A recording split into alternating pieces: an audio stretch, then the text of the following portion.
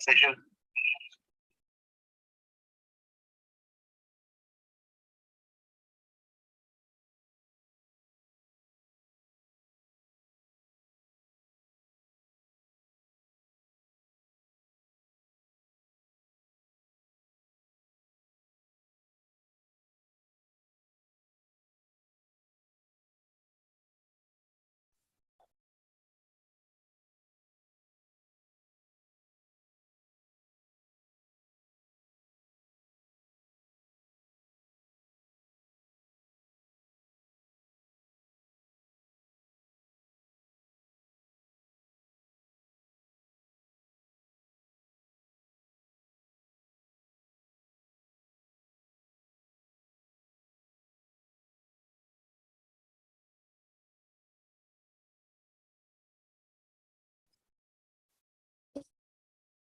Hi everyone. Hi everyone. Good evening, and thank you very much for joining in today. A very warm welcome to you all to today's webinar about postgraduate study abroad funding opportunities and study abroad options. For all the Sri Lankan university graduates like you who are eligible to apply for such opportunities as well. Hi everyone. Hi everyone. Good evening. Sorry. And thank you very much. Okay. Sorry about that. Yes, so today I would like to introduce today's speakers. Firstly, we have Mrs. Ravihari Totagama, who is the University of Moratuwa graduate with a Bachelor of Science and also a BSc and Business and Management graduate from Cardiff Metropolitan University. She's an international higher education professional with expertise in Canada, Australia, UK, New Zealand, higher education systems, and student recruitment markets as well. She is a very experienced manageress and a senior student counselor for higher education with a demonstrated history with working in the higher education industry. She is now the international recruitment manager at Apply Board Canada, and together along with Mr. Tilina Rajapaksa, who is our next speaker, who also is Flinders, Australia graduate, and also a Yungnam, South Korea graduate as well. Mr. Tilina Rajapaksa has a wealth of experience when it comes to the study abroad sector. He has worked at CINEC and at SLIT, providing a lot of students their pathways. He also did the degree awarding opportunities at CINEC as well. He was one of the previous directors and one of the main people who have actually worked in the higher education industry in Sri Lanka for a very long time. He comes with a wealth of experience in the working professional experience currently as well. So he is our second speaker. And lastly, last but not least, we have Tharuka Disanayaka, who is an international recruitment manager at Apply Board. He has a business in international marketing in UK and a PG diploma in marketing in Sri Lanka as well. And we also will eventually be joined by Ms. Manju Ronald, who is a Bachelor's of Corporate Sector India. She is the manager of international recruitment for USA, South Asia as well. So without further ado, I would like to pass this on to Ravihari Totagama to start the session. Thanks so much, Avanta. Very good evening to everyone today, everyone who's there today. So we are going to start the webinar without further ado. So in this session, we are going to cover two parts actually. So in the part one, we are going to discuss common mistakes to avoid in visa application and the university applications and the international student funding to study master's degrees. Application process, solutions, and after the part one, we will have a Q&A, and then we will move to the part two, where we are going to discuss the study destinations, Canada, UK, USA, and Australia, and the academic requirements, GRE, GMAT, exemptions for Canada and USA, English language proficiency criteria and the applicable waivers, and the university application and visa process, and your options after graduations. Basically, we are going to discuss about the post-study work permits. And then last but not least, we are going to discuss the scholarship options, which is the major part of this presentation. And then we are going to move to the part 2 Q&A. So this is about me, and Avantha gave a good introduction. Thank you so much for that. And this is our manager, country manager Thilina Rajapaksha, and Manju also eventually joined this session to discuss further information. And Tarak also will be in the session to discuss about the financial options, financial funding options for international, students who are looking into the international education. So here, funding is not a problem for international students anymore, especially for the higher achievers. We have a good opportunity. So have you ever thought about your study abroad plans? If not, think about it.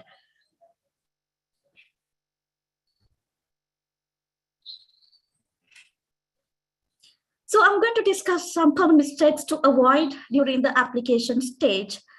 These are very important because nowadays there is a high demand for international education. So we have seen a lot of social media campaigns regarding the different destinations, universities, colleges, and some processes.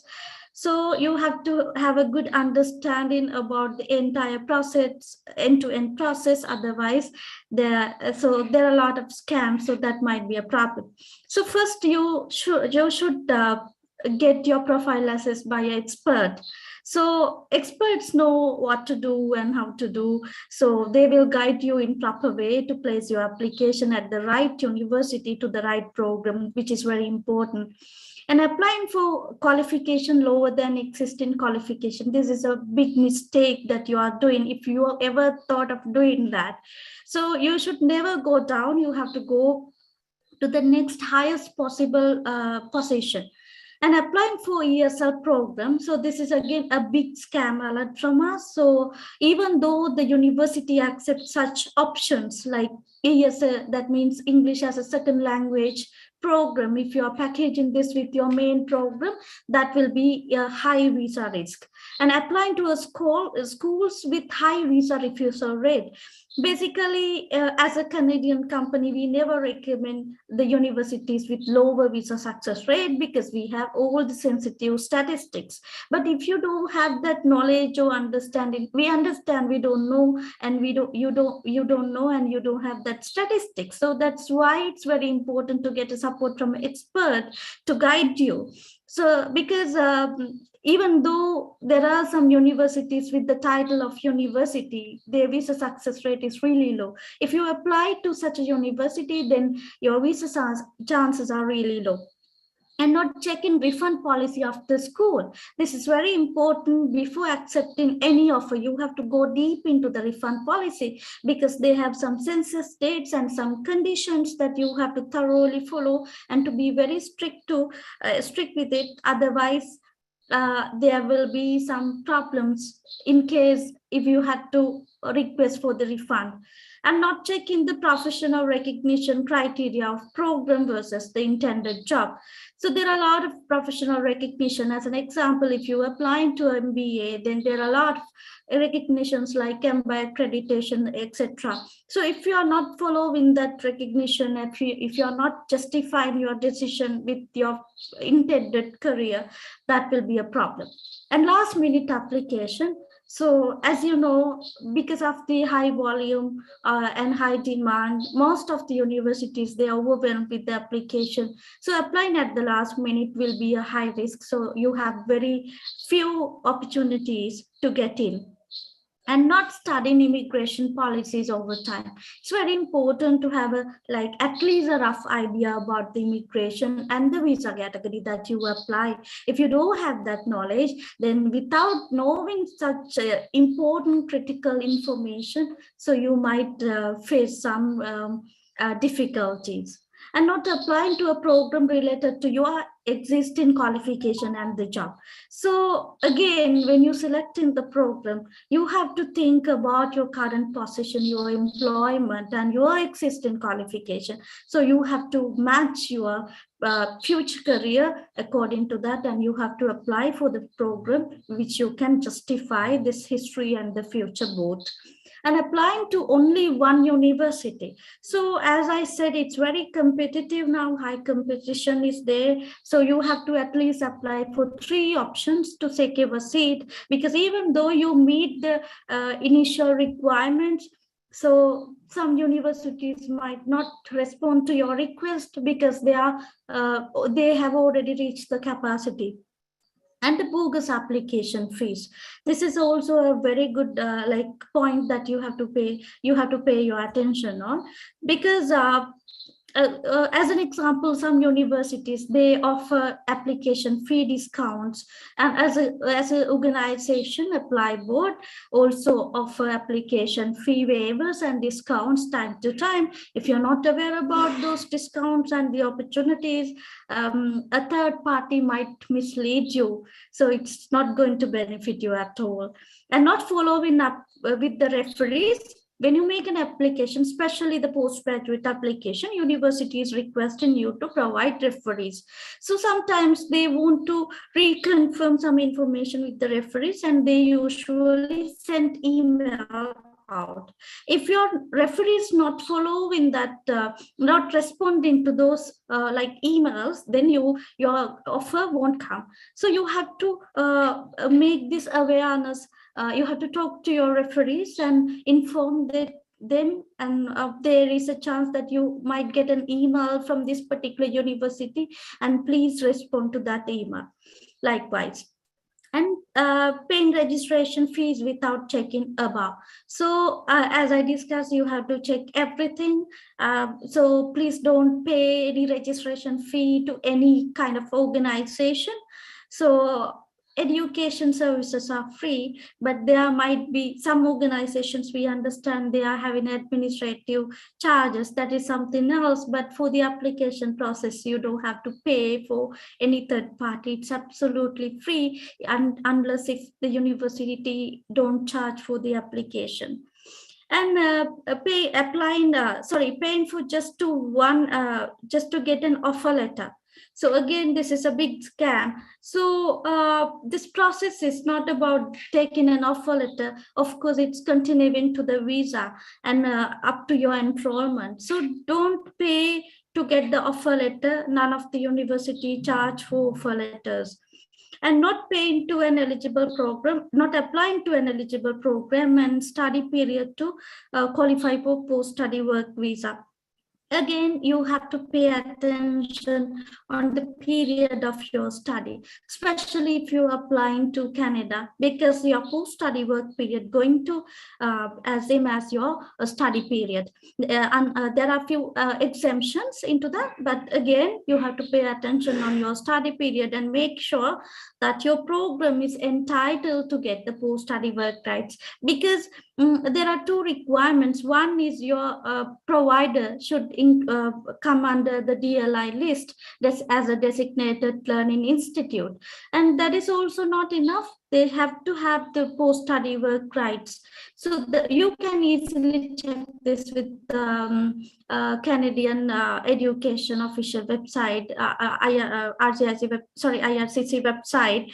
So you have to check the DLI list and also the work right, post-study work permit eligibility. So this both factors should confirm before you move in ahead with your offer letter.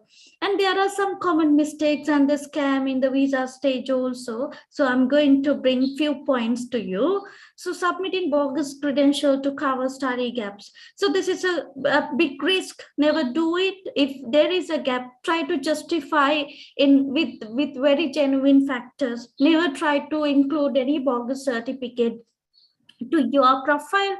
If so, there are a lot of negative consequences. So we are going to discuss those as well.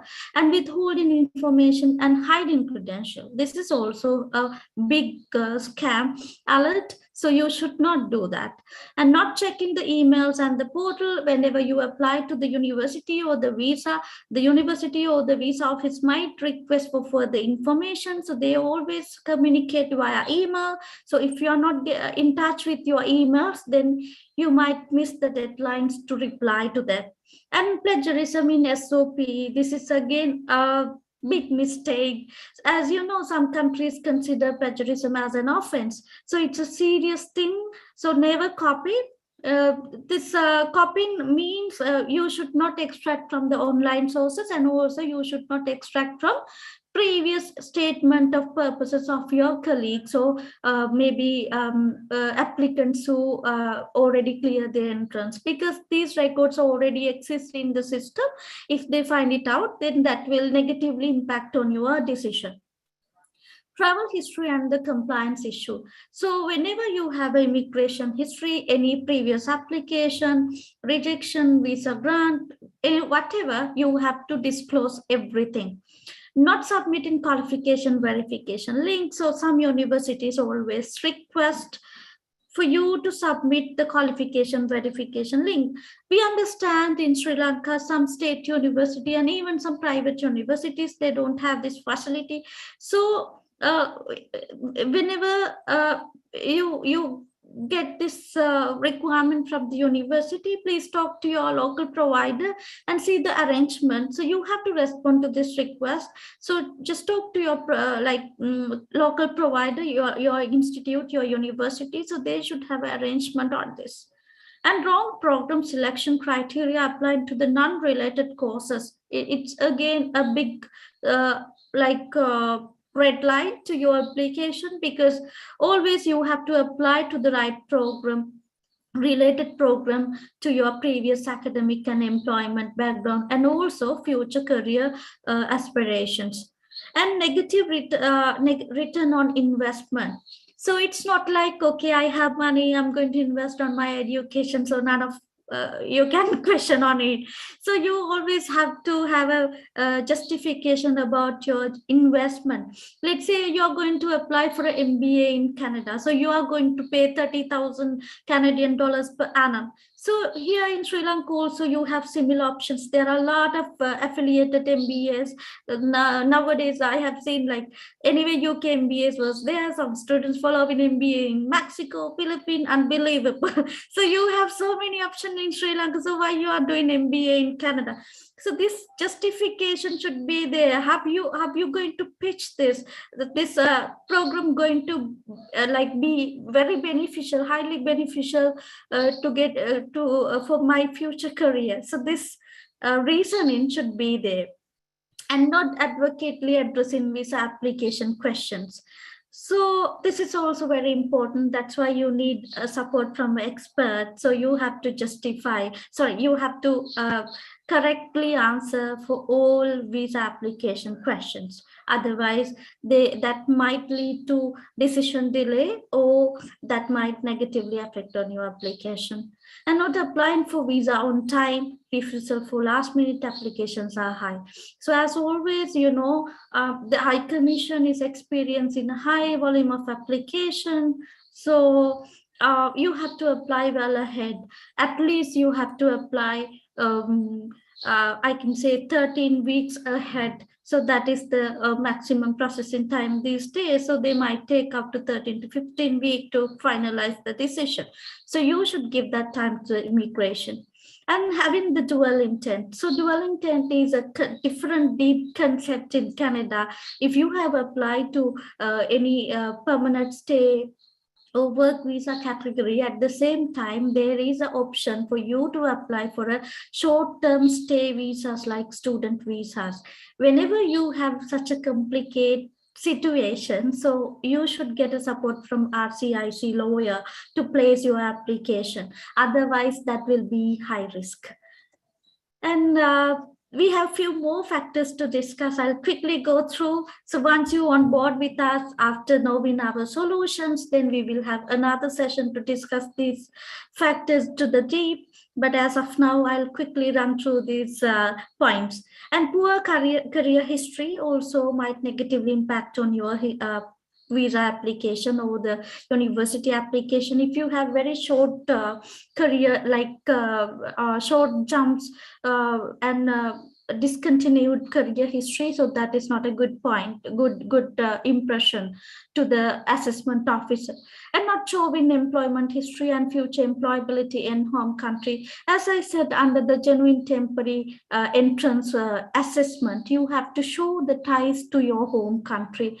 Then you have to do a sufficient analysis in the home country, the future job market relevant to your career, your industry, and you have to show it to the immigration officer.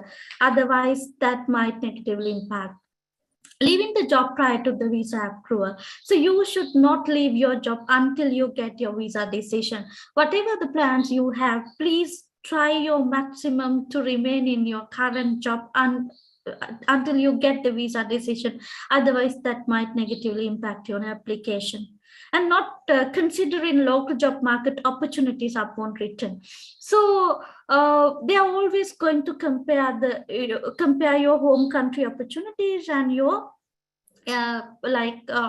country that you apply country that you are going to apply for that opportunity. So obviously we all understand the opportunities in our intended country is high, but you have to justify some strongholds in your home country in terms of the future employability.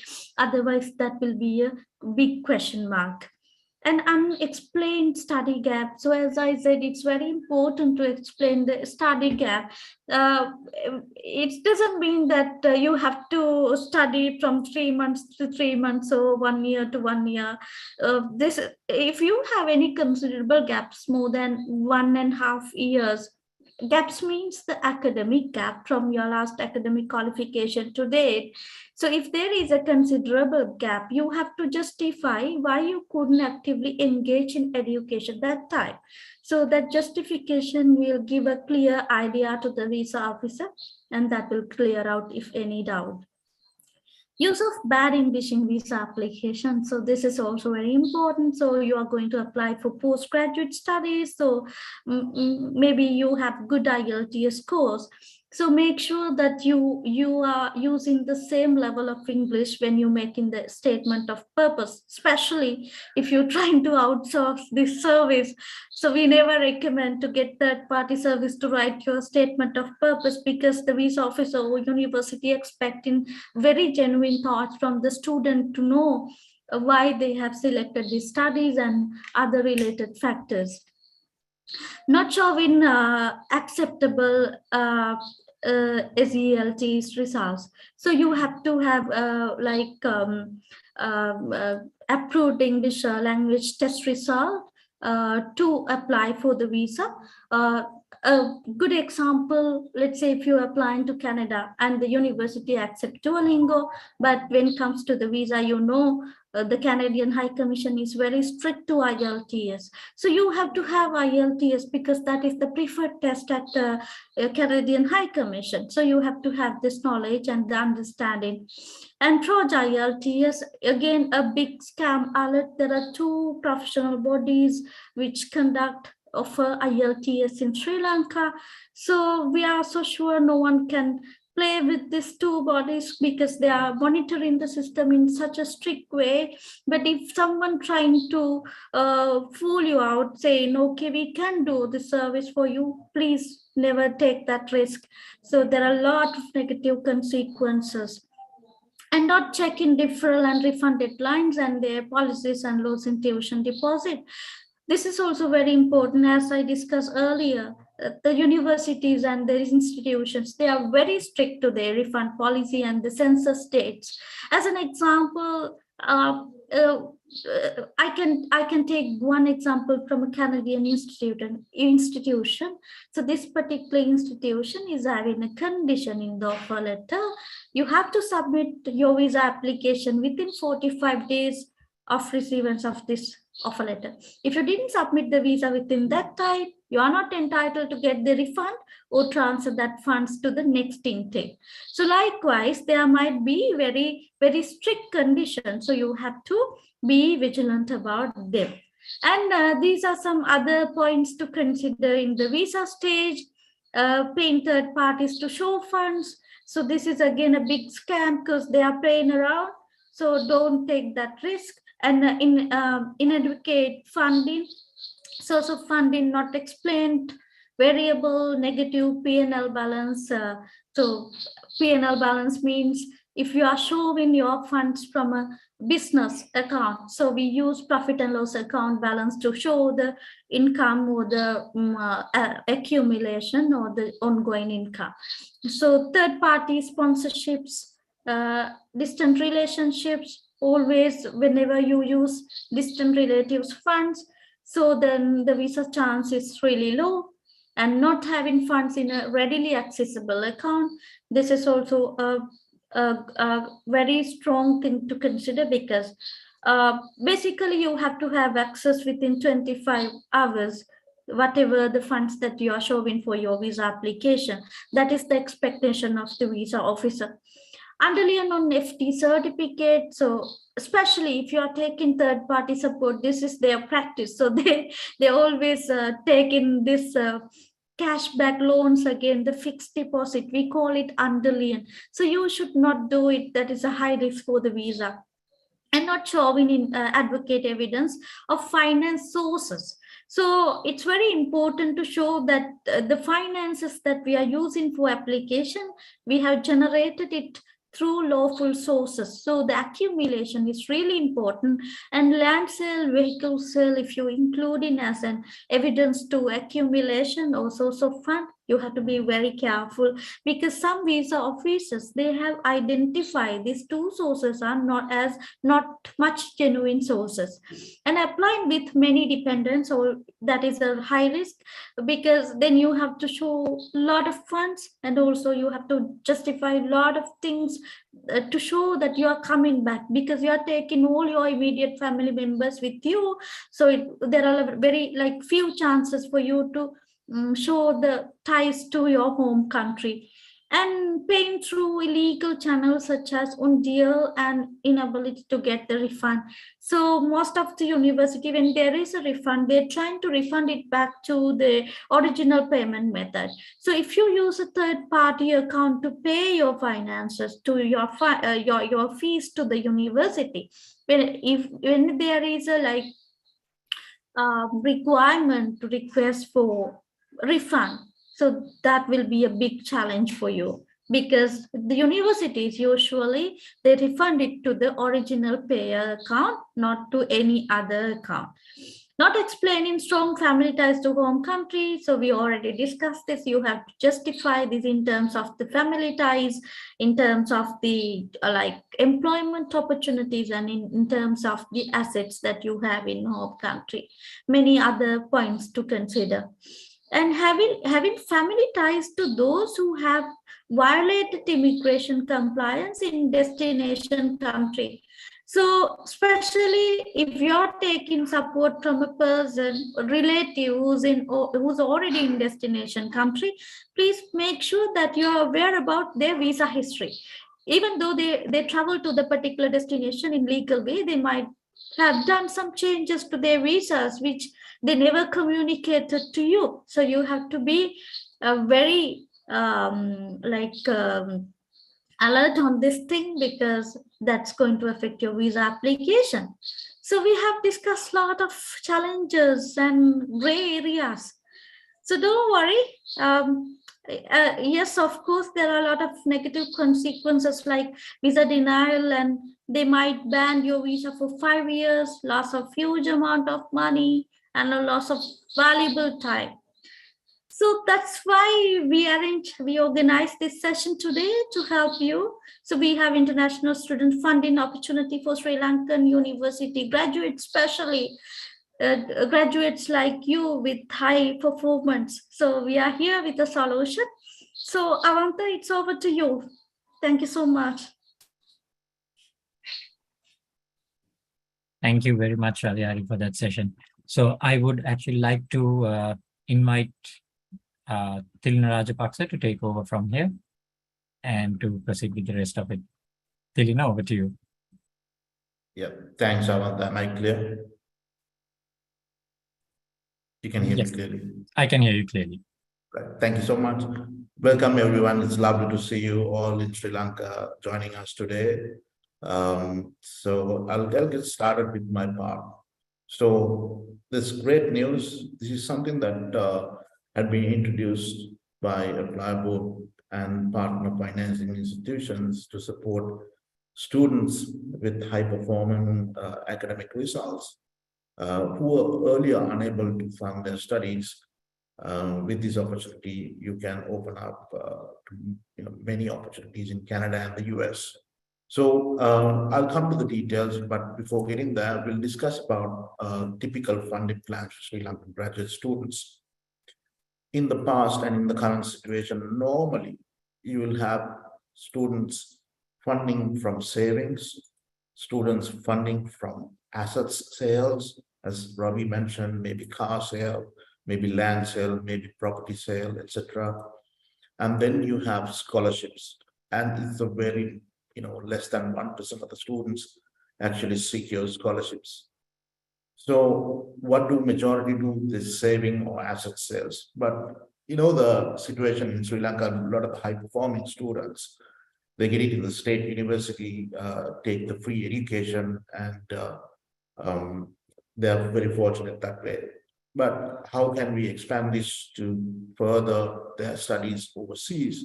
So one of the ways other people look at is education loans. But if you look at education loans in Sri Lanka, it's very kind of between 22 to 31.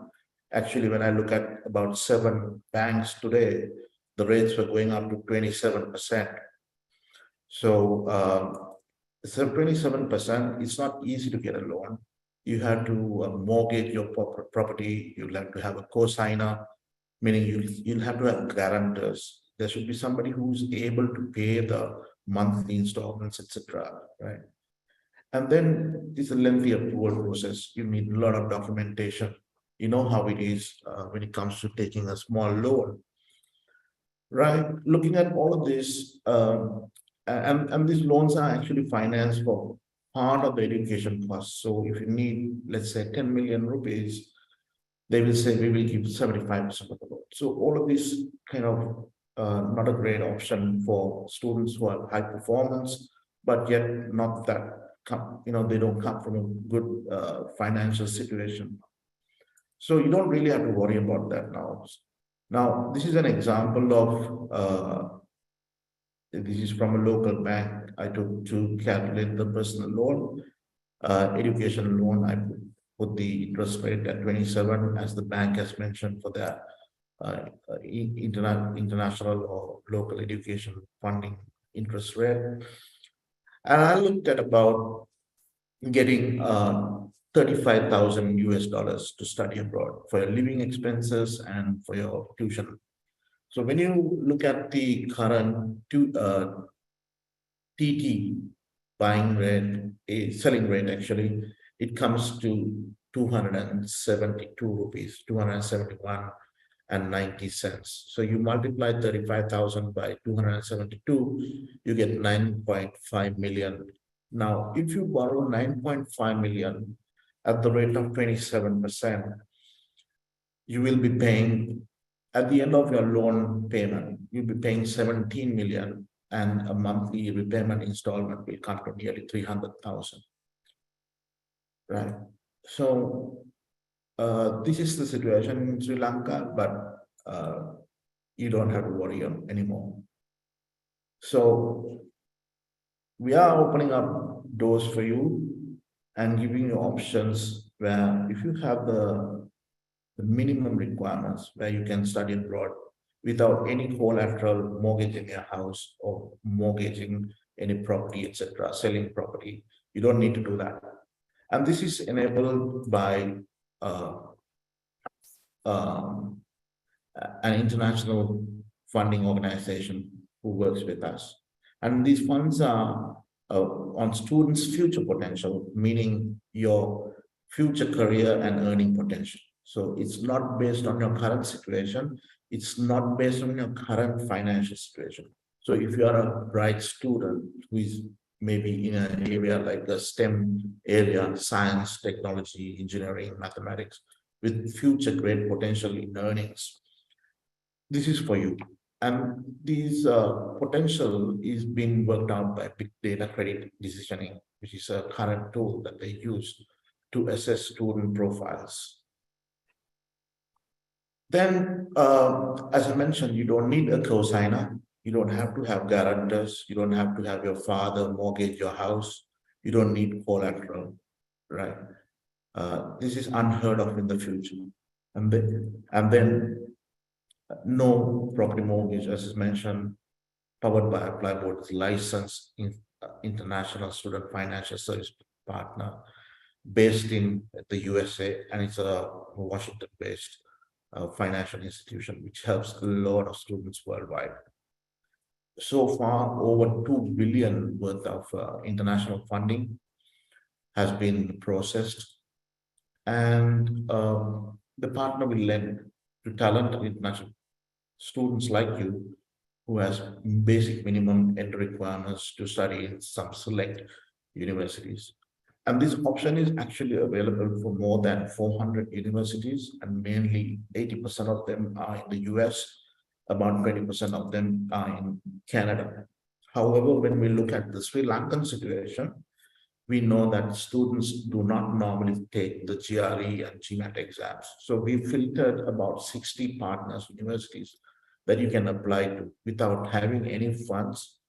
They will provide you a funding support letter, and they will disperse the funds to the university on behalf of you, including your living expenses, right? And you can borrow up to $100,000 to cover tuition and living expenses. The budget allocated for Sri Lanka is $100 million. And if you look at students borrowing maybe 50,000, we can service a lot of students in Sri Lanka, maybe 200 students. And we want to give this opportunity to you.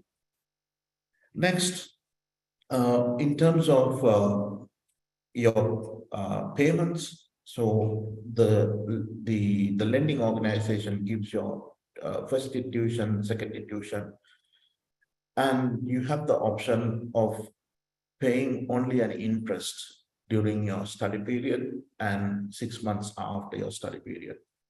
And we will work out some of the scenarios and show you what it will cost you.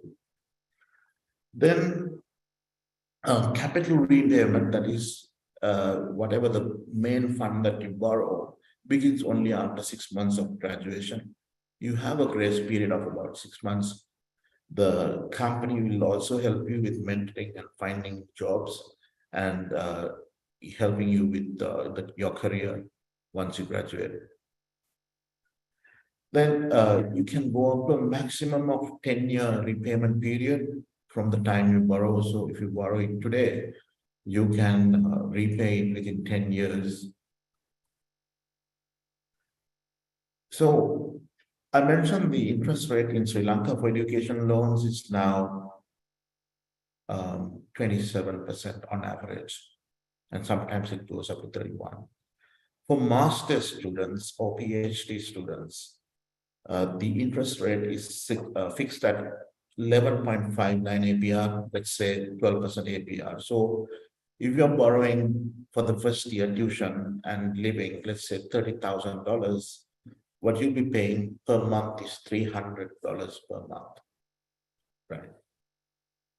And fully online process and quick approval process. I will walk you through the process as well.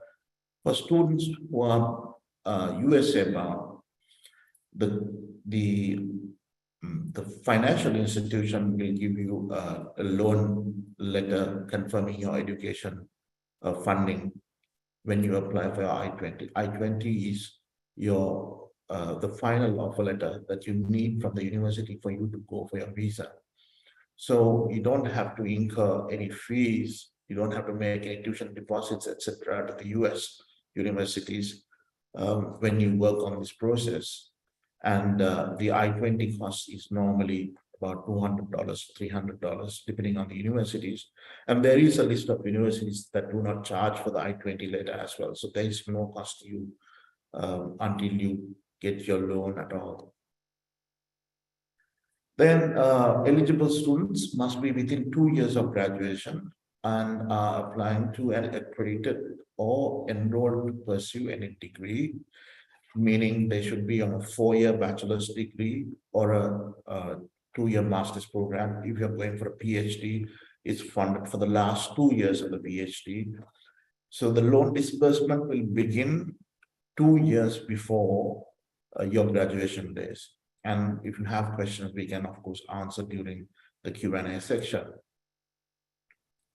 So in terms of support that is provided, as I mentioned, it's not, we support you for the I-20 in the USA, and similarly for your enrollment to Canadian universities, the steps might be a little bit different.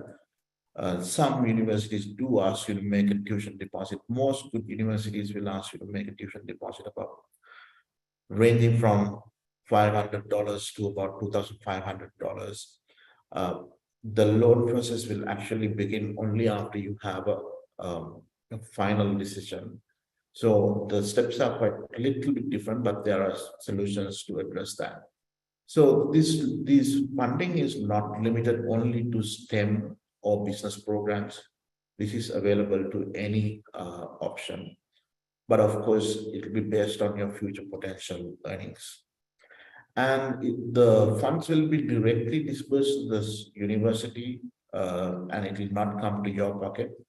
However, let's say in a Canadian situation, you make a $500 deposit and the university agrees that when the loan or the funding comes from the institution, whatever you paid back within the last 6 months towards tuition and living expenses can also be credited back to you. So that is a possibility there as well. And if you're going to the US, this will also help with the US credit history building, because if you want to get a mortgage, if you want to live in the western part of the world, you need to have good credit scores. So this is all been supported. And as I mentioned, we support you with your path to success, finding your dream job and mentoring you along the way as well. And then we'll come to the next part. So this is, you can take advantage of a fixed interest rate, unlike a fluctuating interest rate.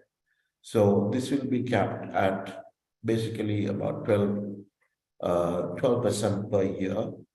But if you continue to make 6 payments, let's say, as I mentioned, you borrow $30,000 in the first year and you make consecutively 6 installments of $300 every month during the time that you study, a 0.5% will come down. Your total discount will come down to about 11.59 after, right?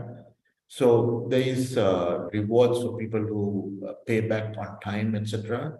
And the next point will be how much can I maybe earn while working and studying and working in Canada and the US, right?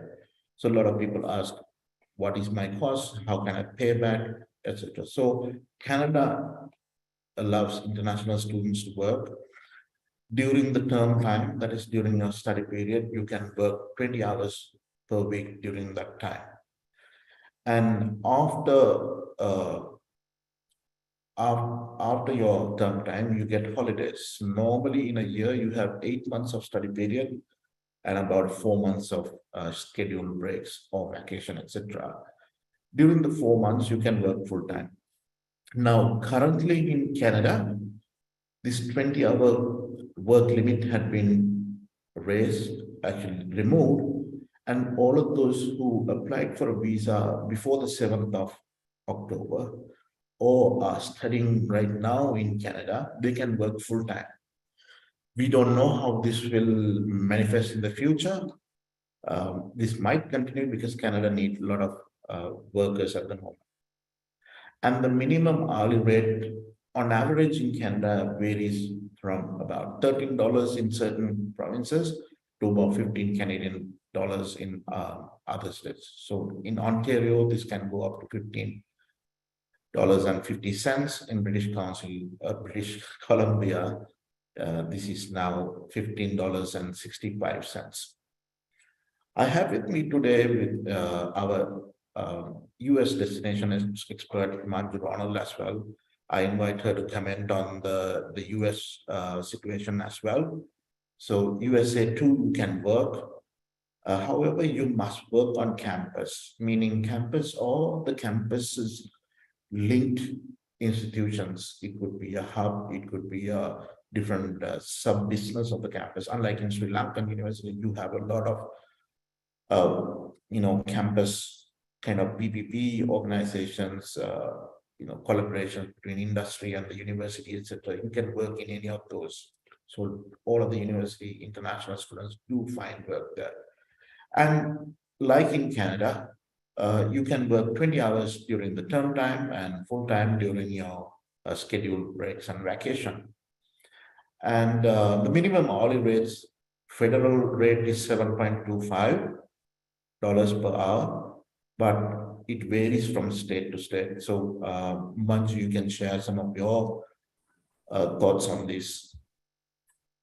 Thank you so much, Tilina, and good evening to all our viewers who are watching us. Student, most welcome.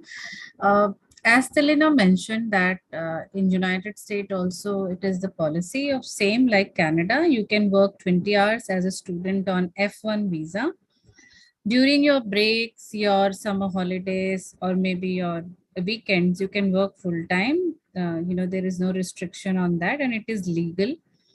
Now, when it comes to wages, as Selena says that wages differ, like Canada has $15, US, it depends from the state to state. So while some states will give you minimum hourly wages of $7 to $10, there are some states who are more expensive, like New York, like California, they can give you $16 also. So it really actually depends on the state you are going to study and the kind of work also you are doing. So accordingly, you will be paid in USA. So this is while as a student, you work, and you can earn this.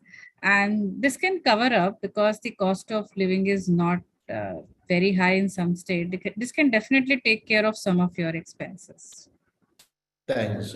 So these are the minimum rate hourly wage rates in the Canadian provinces. You can see Ontario is $15.50 as of the 1st of October, and then the other states as well.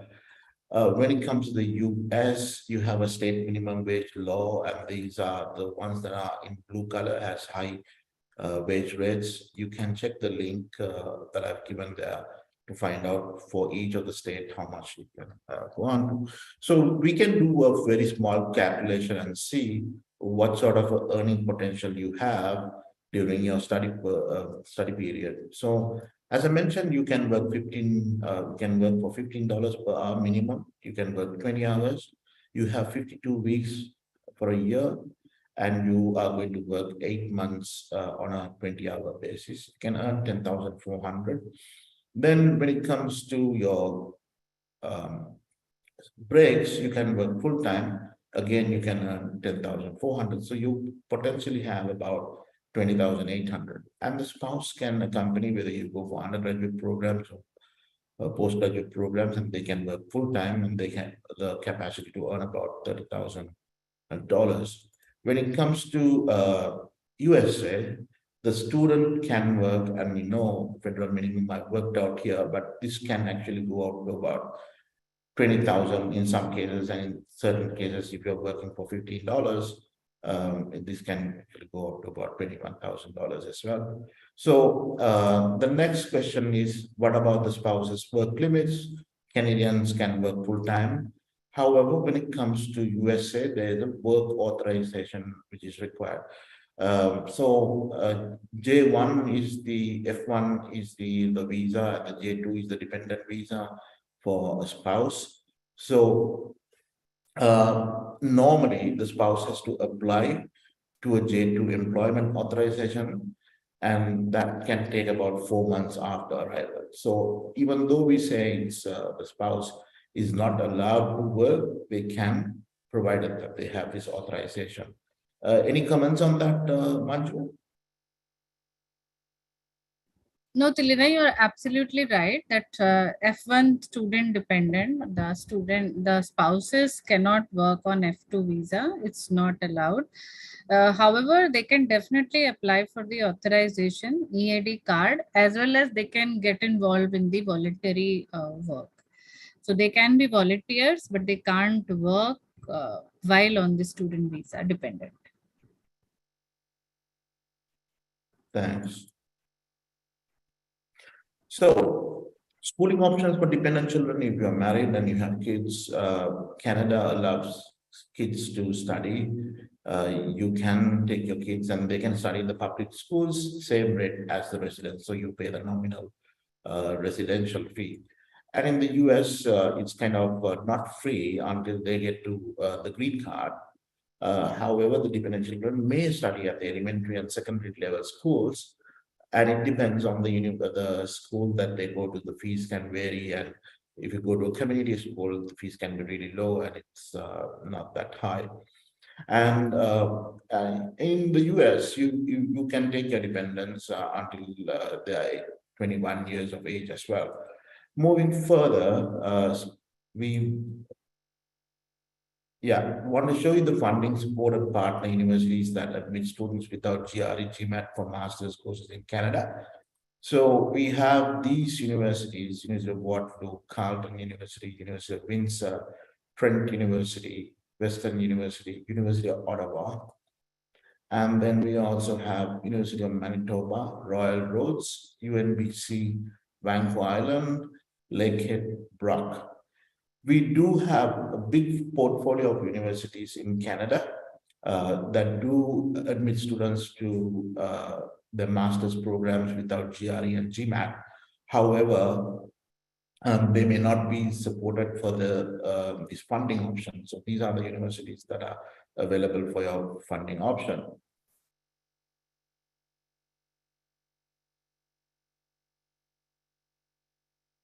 Just bear with me.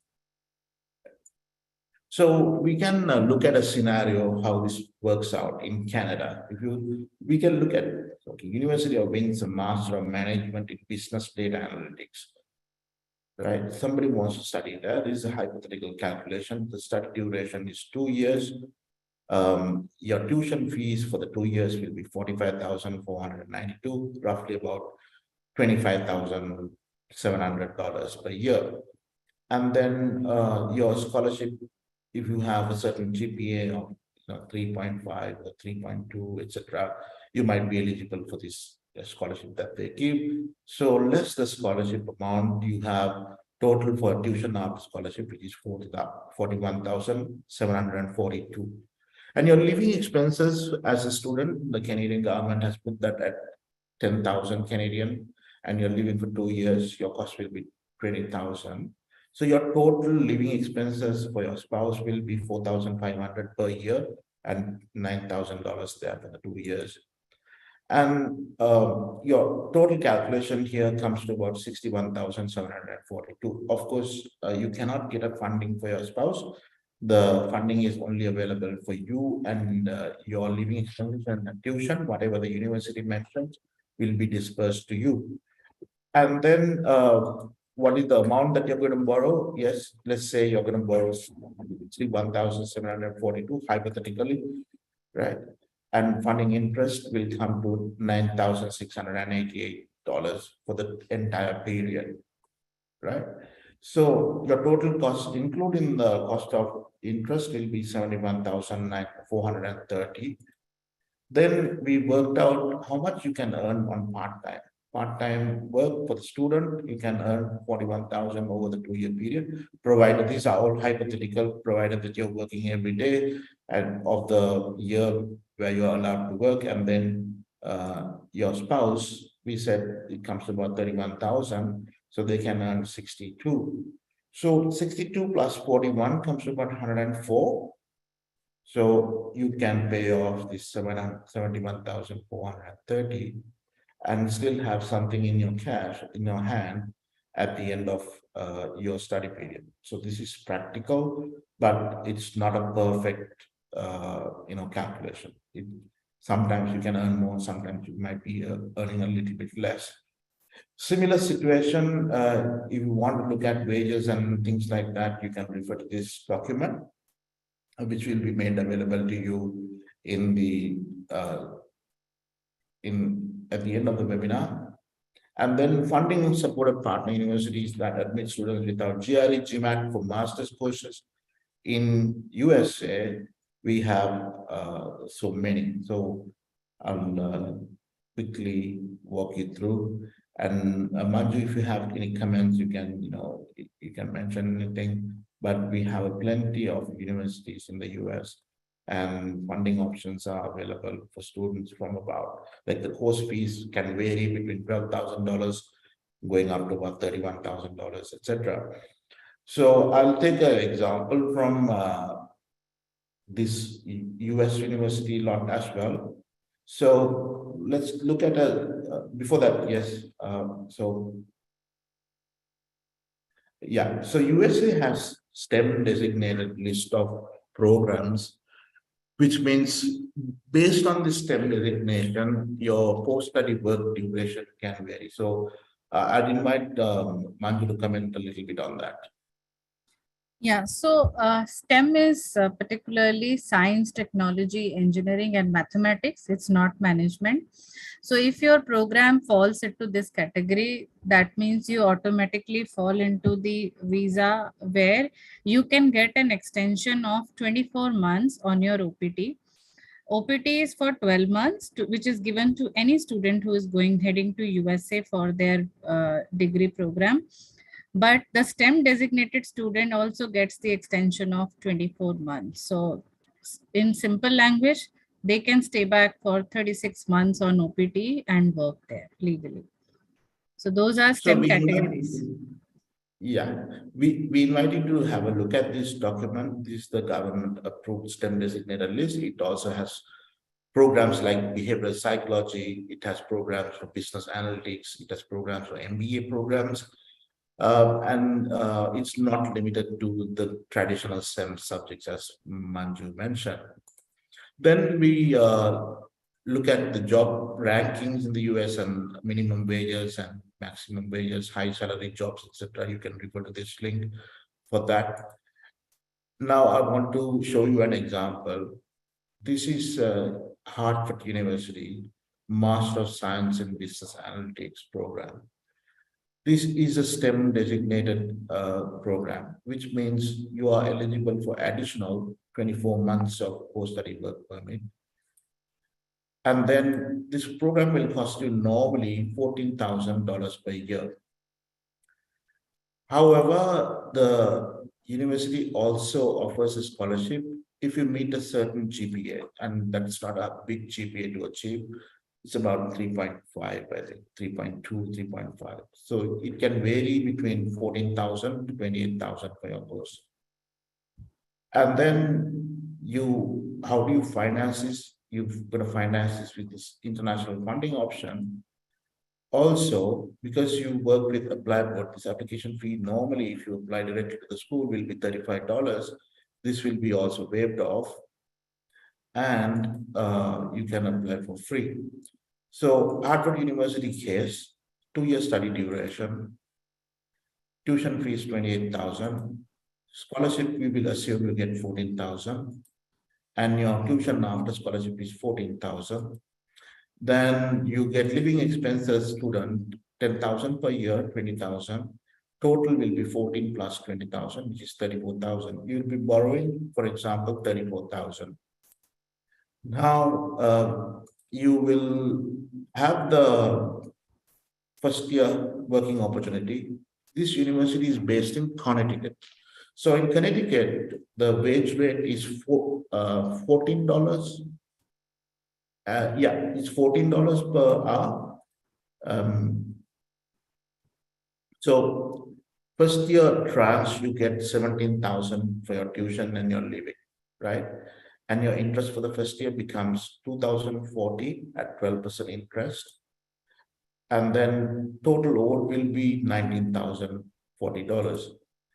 Now, when you work out this minimum working earning capacity, $14, 52 weeks, 20 hours, 8 months, and $14, 52 weeks, 40 hours, 4 months, it comes to 19,400. So you can basically pay your first year tranche and your interest for the year. Similarly, you do the same thing for the second year, you pay it back, and then let's say after you graduate, it take about 6 months for you to find a job, right? Students in USA will typically earn a lot. I might want you to comment on that, but I've taken a hypothetical, very low $3,000 average on a business analytics person. But business analytics will take you to a huge salary. So you are job hunting for 6 months, you don't have any earning capacity there, and you work for the next 6 months, 18,000, next 1 year in OPT, additional 36,000. So it comes to $54,000 less your living expenses for 2 years, which is 20,000, which comes to about 32,000, 34,000 cash in hand at the end of your plan. So Manju, what are the job salary rates for computer science engineers, managers, kids who graduate from good universities? So I'll tell you, Tilina, it's a very good one. And it also varies from the university to university, very honestly.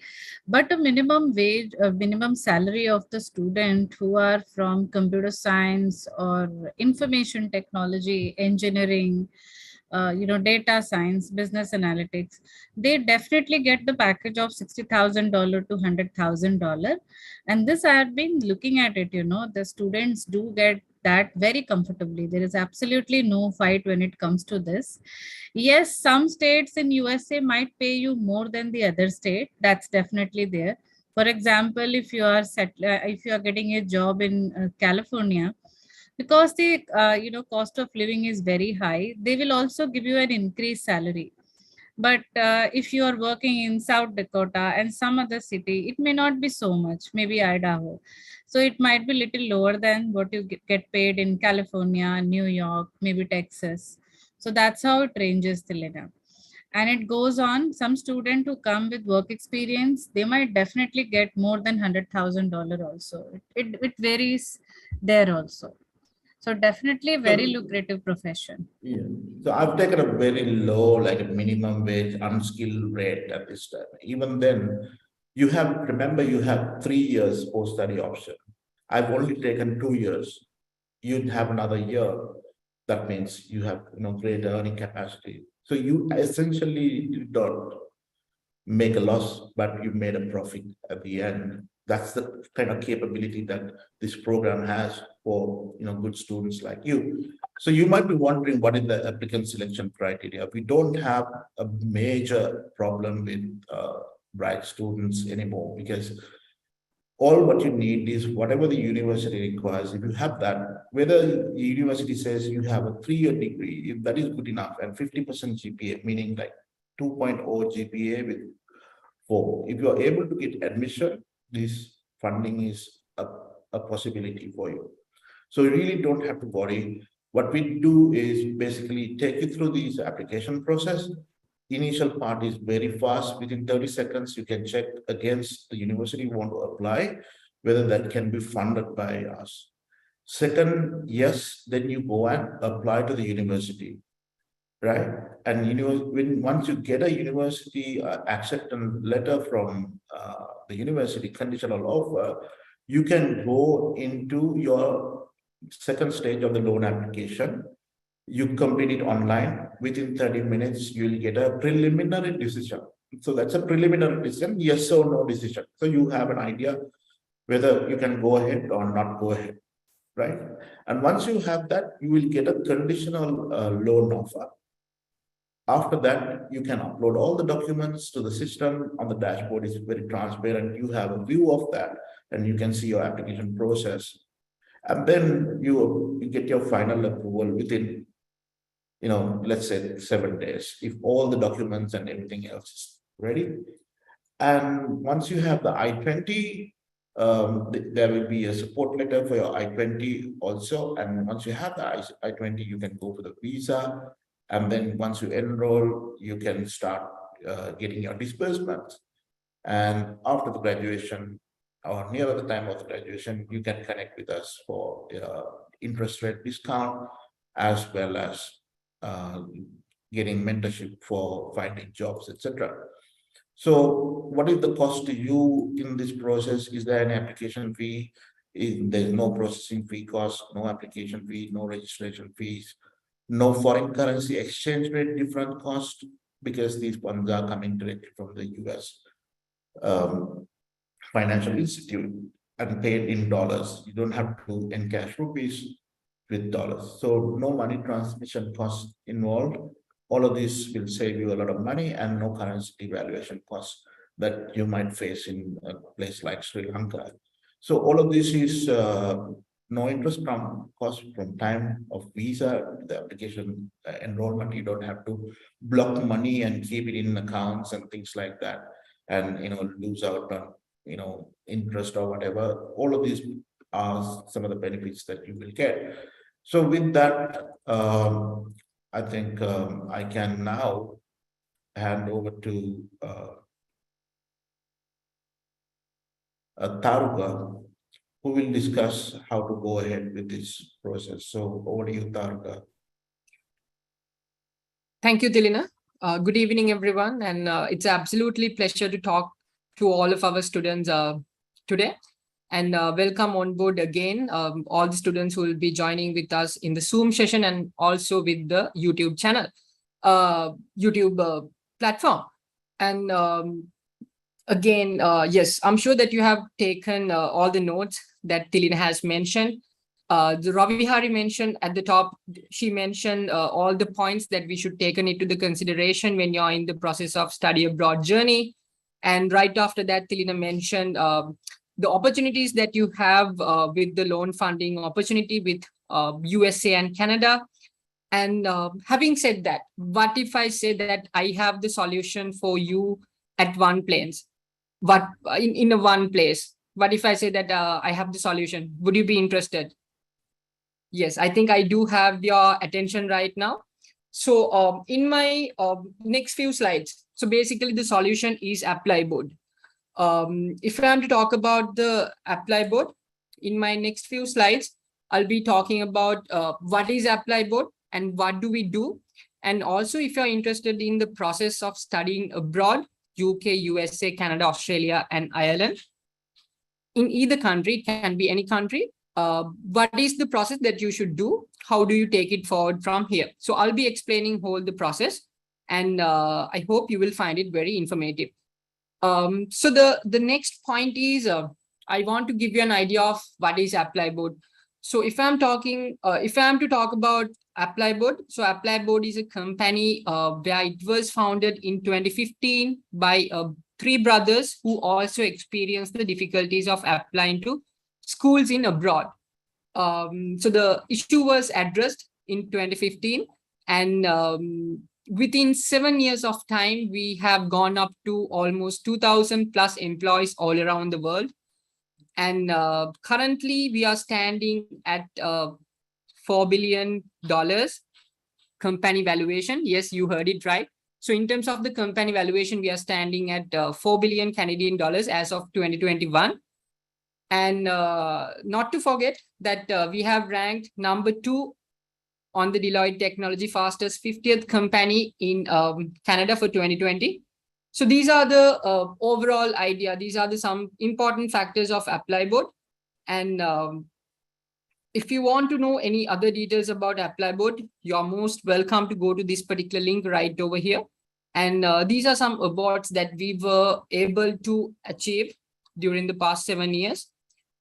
And this is our impact that we are proud to say that we have helped more than 350,000 students across 125 countries. We have helped more than 350,000 students to achieve their dreams in studying in abroad, UK, USA, Canada, Australia, in 125 plus countries. And also we were able to secure $50 million worth scholarships for the students. And so in our platform, we do have 1,500 plus partner schools available with us. So basically, you name a university, you can name a university, and the particular university is partner up with us. Anything, you can find it in our platform. Also, to make it more easy, those 1,005 plus partner schools, partner universities will have access to more than 110,000 programs where you can apply to any programs. So this is our impact. This is what we have been doing throughout the last 7 years. And we have grown all the way up, and we are looking forward to do more. So this is Apply Board. This is what we do. And Apply Board powered study destinations. As I mentioned you before in on my first few slides, we do have few universities on board, few countries on board rather, Canada, USA, Ireland, UK, and also Australia. We do have all these countries. So if you're interested in studying in either these countries, we can help you out. We can help you out. And the steps that you should take, I will explain it at my next few slides. So you can follow the flow, and you can come on board and get a consultation with me. So if I am to tell you more about the process, so this is the Apply Board is the most secure way to apply. Why I'm telling you like this? We value your success. Of course, it comes first to us.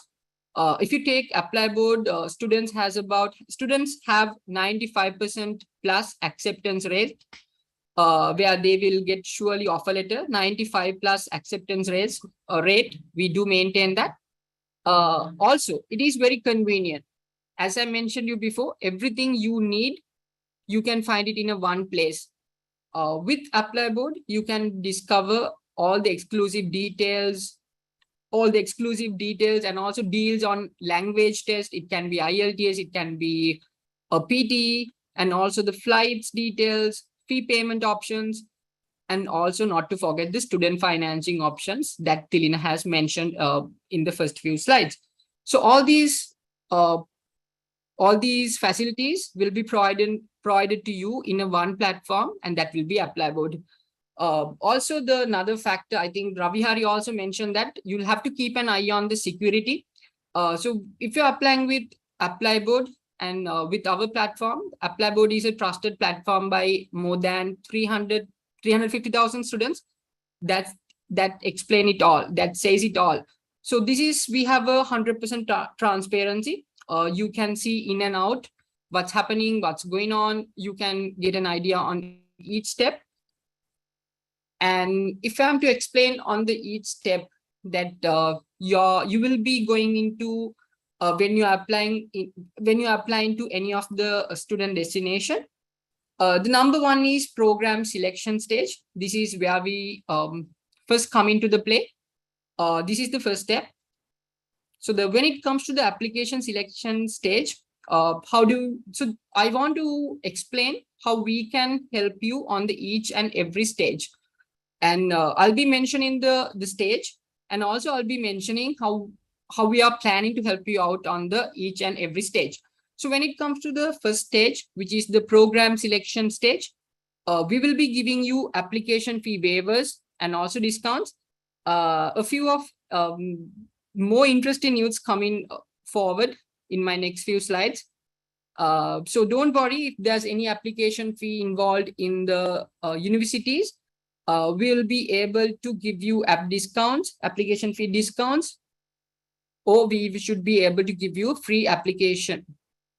So we do help you out. On top of it, we do also give you exclusive scholarships where you can get more scholarships. It will be exclusive most of the times. And right after, when we jump into the next stage, which is application submission stage, in Apply Board, we always have a pre-submission eligibility check. So we always have a team based in Canada and all around the world. And the particular team will be checking your eligibility first. So before we submit it to the university, there will be a team who will be checking on your pre-submission eligibility. So don't worry.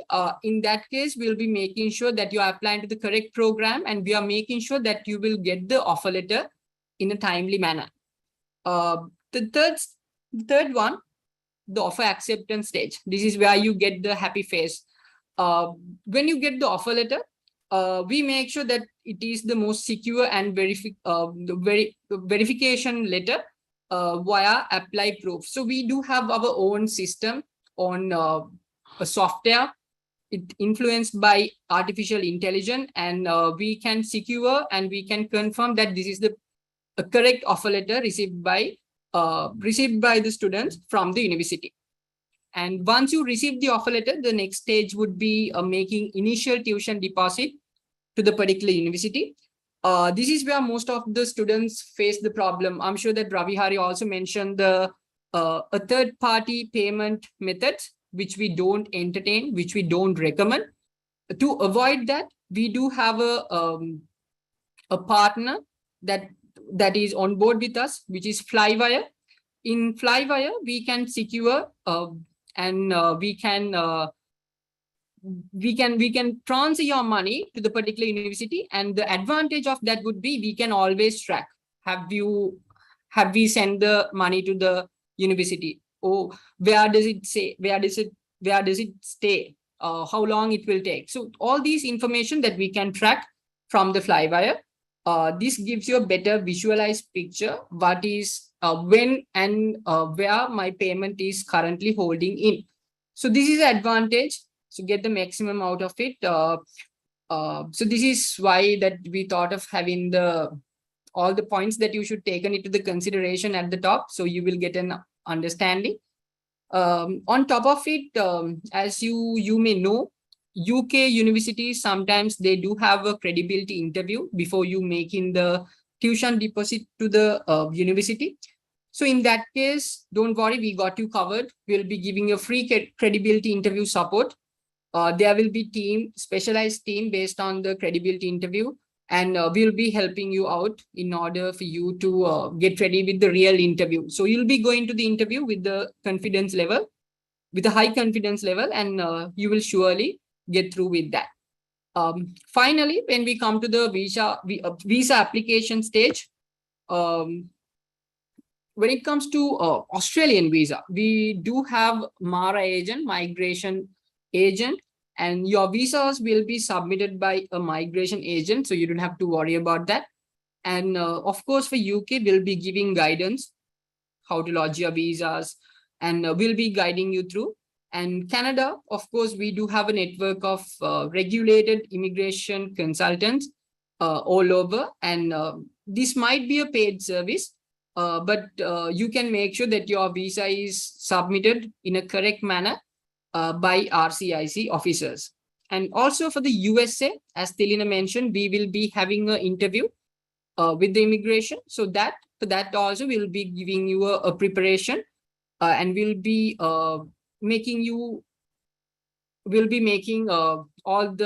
giving all the insights and the points that you should talk about in the interview upfront. So you'll be going to the interview with the high confidence level. So these are every stages that we are involving when it comes to the study abroad journey, and the points that mentioned right underneath are the points and are the actions that how we help you. I hope that it was very clear. And moving on to the next slide, which is this is where I get most of the happy faces. So you can save up to 50% off for the application fees. As I mentioned you before, this is where we help you out. As you know, most of the Canadian universities, they do have an application fee involved with the application process. This directly goes to the university. So in that case, we are happy to give you a 50% off application fees. For the application fee, we will be happy to give you 50% off. But the condition is you will have to apply on or before 30th November. This will be a limited offer, and you will have to get things done and apply on or before 30th of November. You have about another good 27 days and we are willing to take it forward.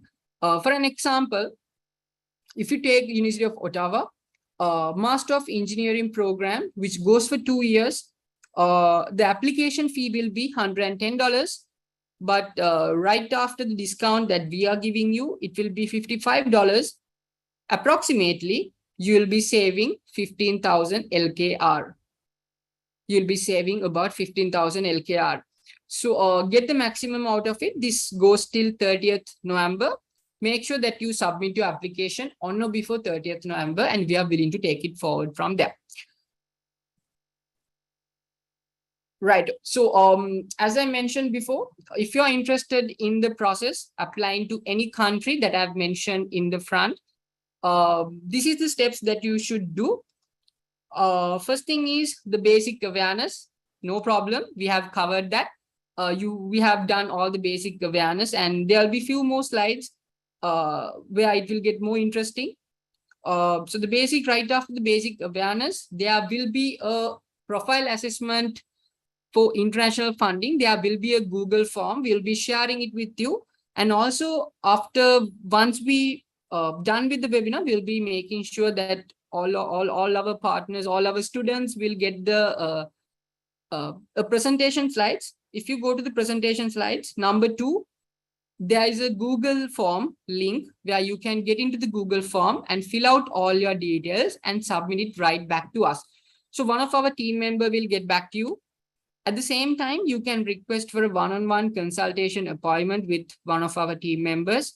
It can be to any country. You might be looking for a loan student funding opportunity, and you might not be needing that.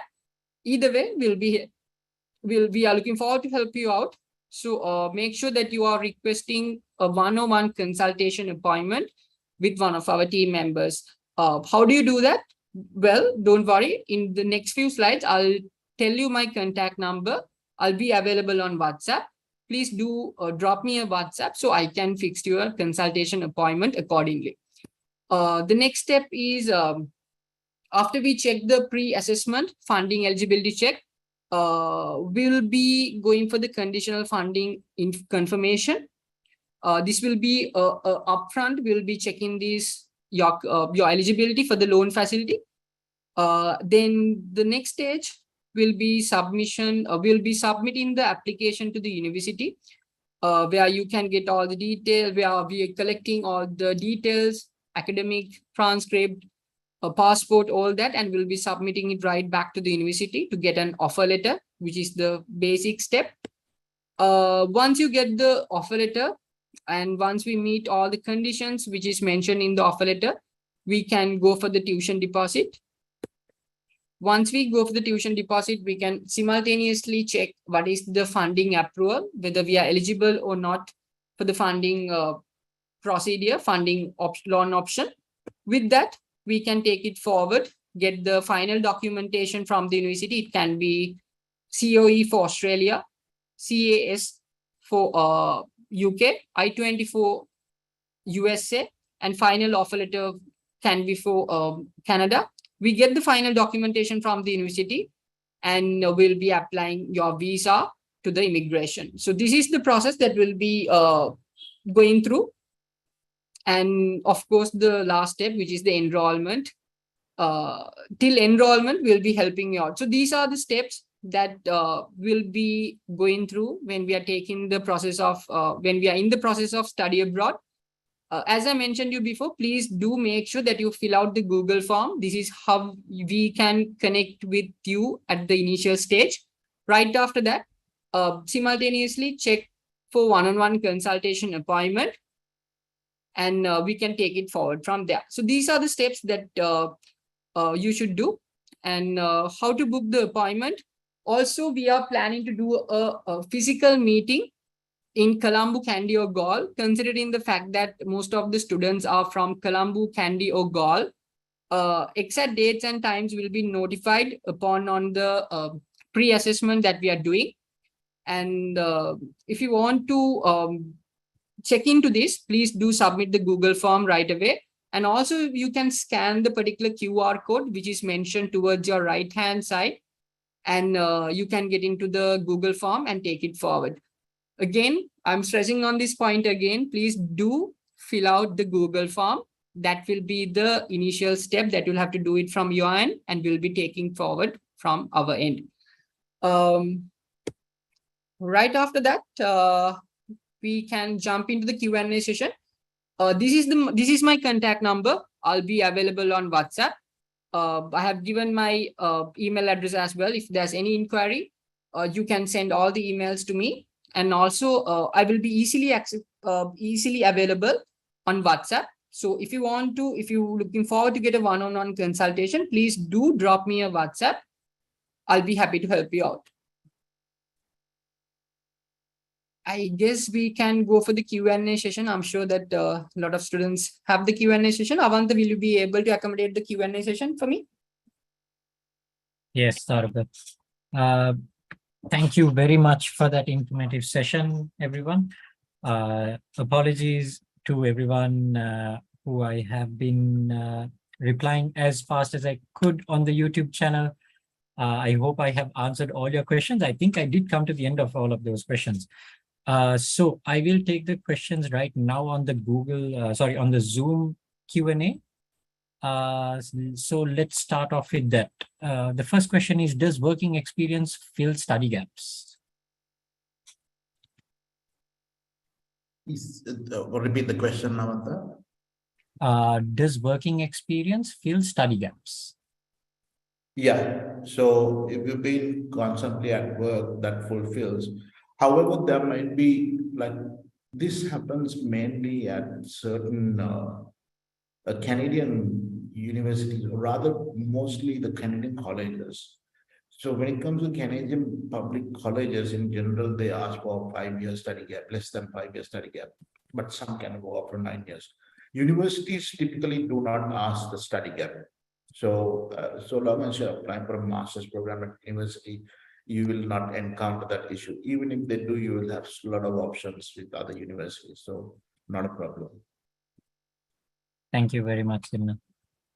The second question is, do we have to go to the respective country only by paying the full amount to the respective university?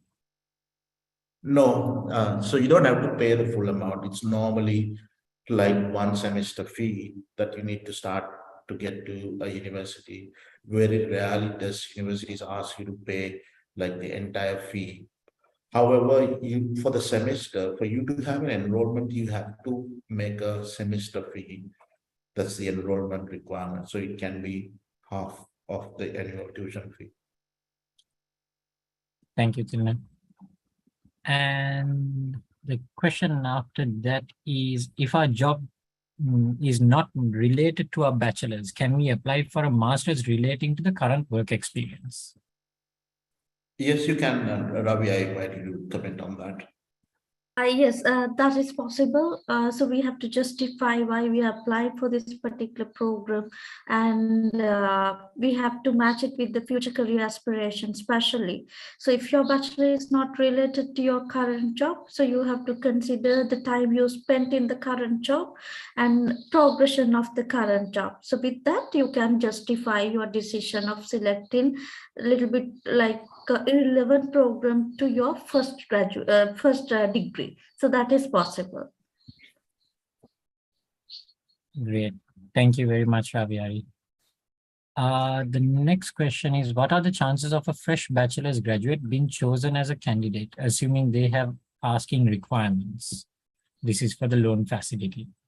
So if you're a fresh graduate with no experience, some of the universities may still admit you without experience.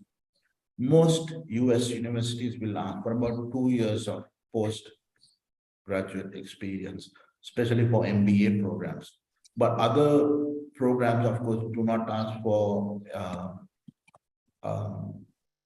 experience. How is it in, and do you want to comment for Australia? Do you want to comment for any other destination, Ravi?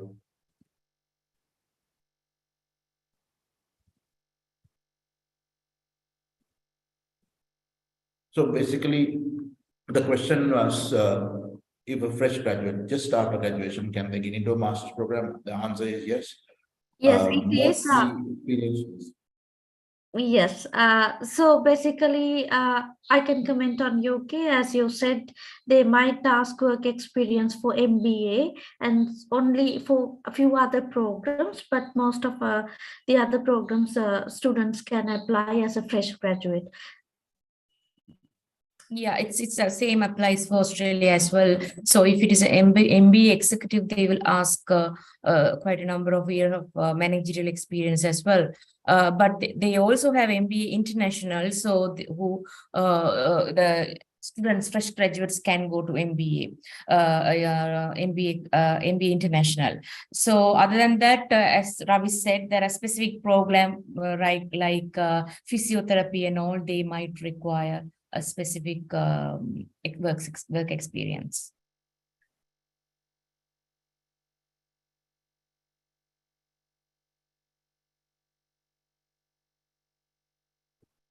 Great. Thank you very much for that. And next question is, what do you think about applying postgraduate certificate 1-year program in colleges of Canada? Is it equal to postgraduate diploma? What are your recommendations for colleges for civil engineering, especially postgraduate diploma certificate, construction, project management? Ravi want to comment and I will comment after. Yeah, so our recommendation when you apply to study like postgraduate study, always try to keep it at least 16 months. So whenever the duration is lower than that, again, the justification will be a bit tough. Why you select this program while you having similar programs in your home country or other regional markets. So we always recommend to apply for 16 months or more than that because of the visa success rate. But if this program having a very unique content, and if this is the highest qualification in that particular career or the industry or the stream, then that is fine. If not, you have to apply for at least 16 months to have a better visa success rate. Telena? Yeah, so we see a lot of applications from Sri Lanka coming for Canada every year. And what we see as a trend is that whenever students apply for master's programs, the visa success is very high. It's about 80%. In fact, certain universities have 100% visa success rate. However, the caveat is certain universities in British Columbia has a kind of a poor visa success rate because probably misrepresented students and misguided students. And we see that to only one particular university. But in general, when you look at PhD students, 100% visa approval rates in the last so many years. And when it comes to master students, also above 85%. And especially in Ontario, the visa success is higher. And certain other provinces also, the visa success is above 85, 87, etc.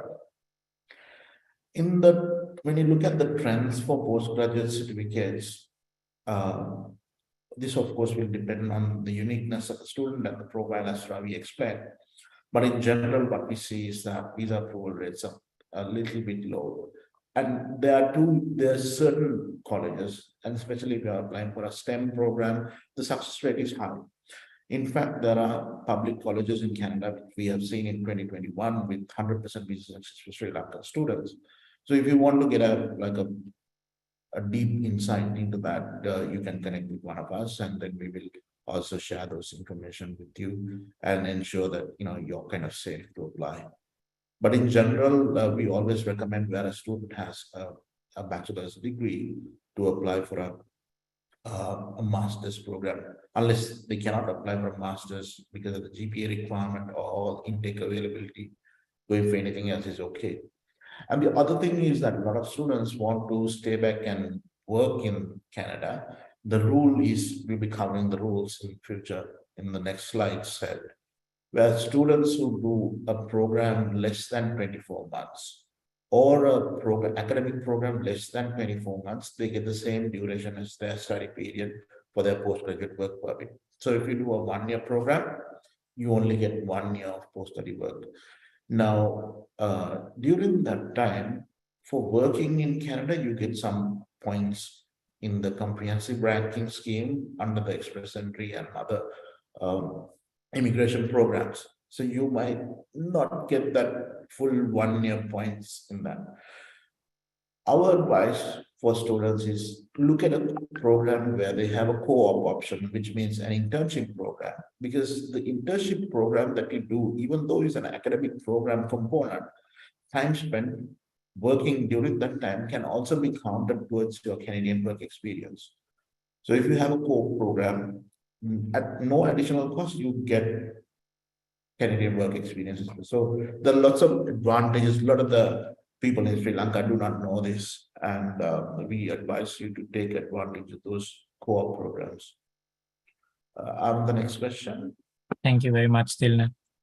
So we have approximately 40 questions updated right now. So next question is, am I eligible to apply for a loan if I already have an offer from a Canadian university? If your university is a listed university, yes, we can apply you and get you a decision. If you have a final offer, we can get you a decision within 7 days or so, and provided you are able to submit all the documents that are required for this loan application. Thank you, Tilna. So there are quite a few questions asking about the recording of this session. So I just want to tell every one of you, yes, we will be sharing a recording. You will receive an email with the recording and the presentation link as well, so that you have access to both of them. So don't worry about it. You will receive that email from the Zoom account itself.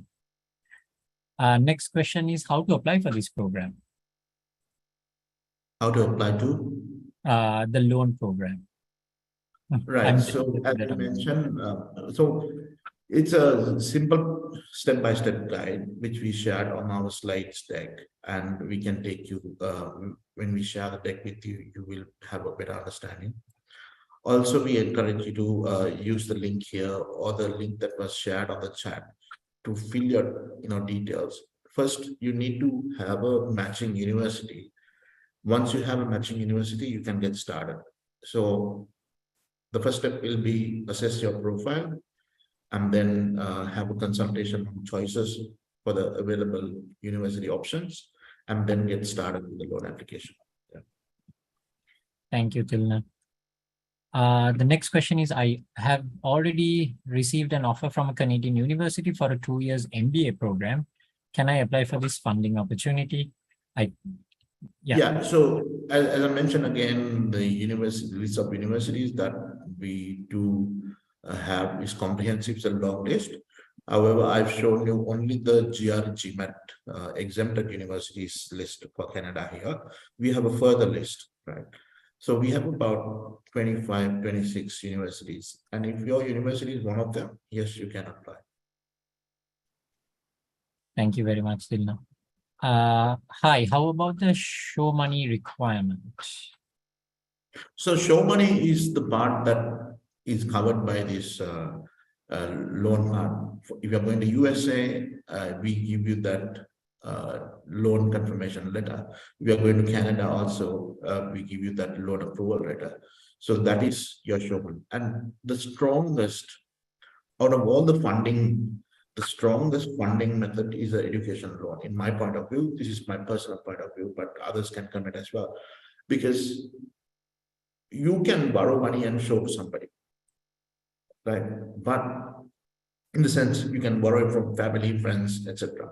We don't know, and the visa officer will always have this question, is it your own money? So unless you are able to show your source of funds, that you really have this fund, you had a income to get this fund, you had a particular paper trail to show that you have been getting the funds accordingly, you can establish that. But when you get an international institution which is licensed in USA, which is approved and dispersing $2 billion worth of funding for students, that itself is a great assurance that you have genuine funding behind you. Ravi and I also invite you to comment on that.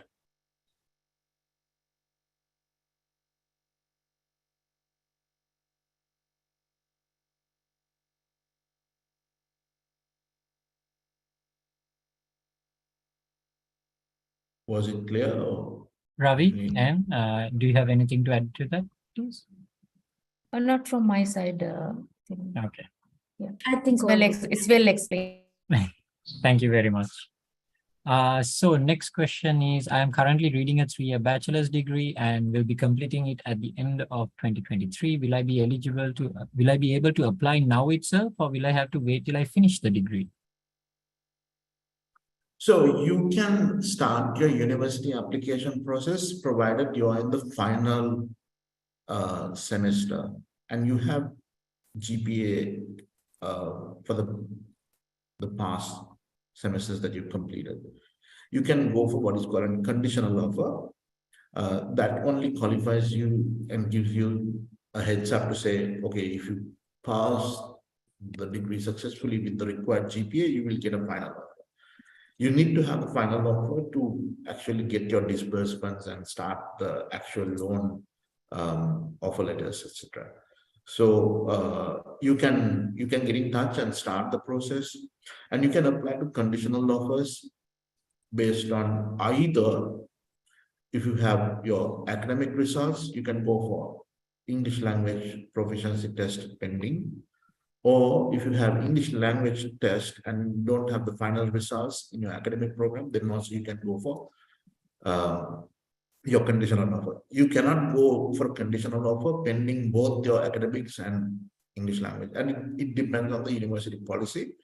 So fill up the details and get in touch. We can, give you a better consultation on that with your options. Thanks, Tilna.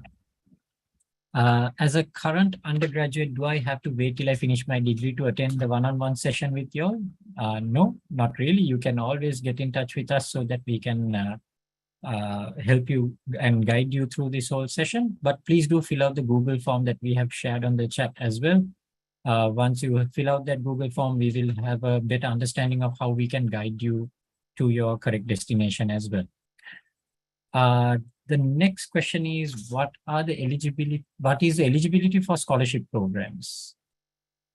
So eligibility for scholarship will be based on your academic merit and financial needs. But academic merit eligibility is straightforward. It's decided at the time of your application. You don't have to fill a different application to get a scholarship. For example, University of, let's say, Lakehead University, typical course fee will be about 24,000.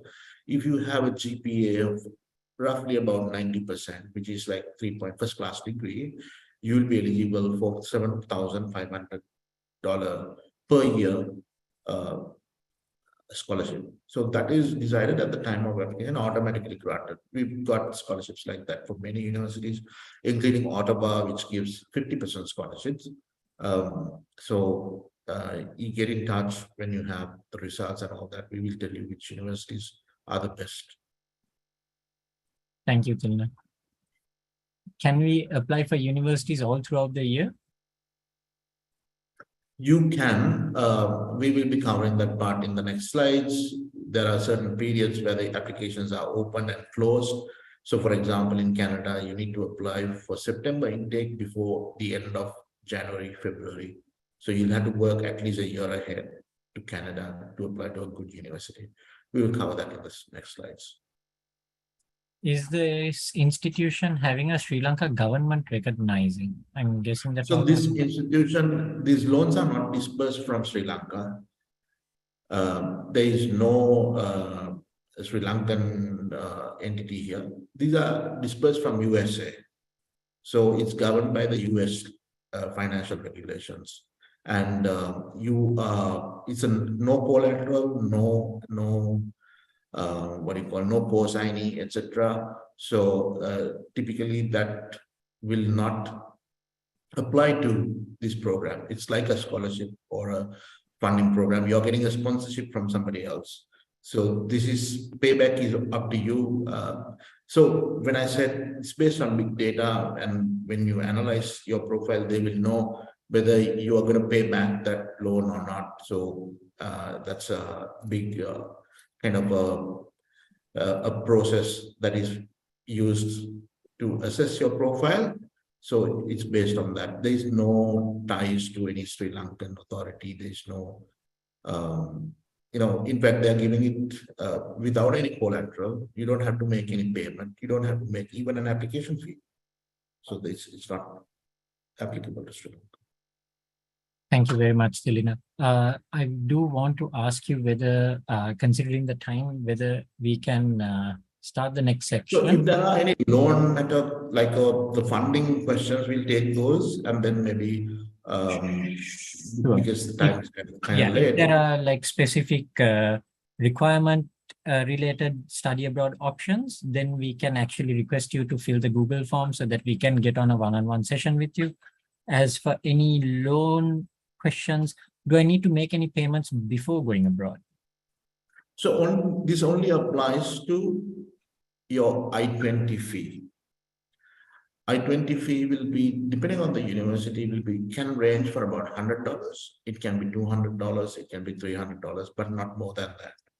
And many universities in USA do not charge you any fee for I-20 as well. So I-20 free university list as well. So in that case, you will not be. So I-20 is basically your final offer letter. You'll be making about $200 there. And of course, for your spouse, if you're taking, you'll have to finance them. Your air tickets, you'll have to finance your air tickets. That will not be covered.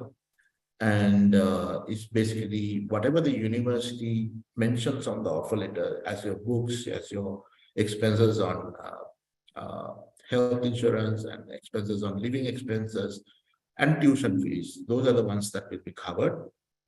Anything other than that, you'll have to self-finance.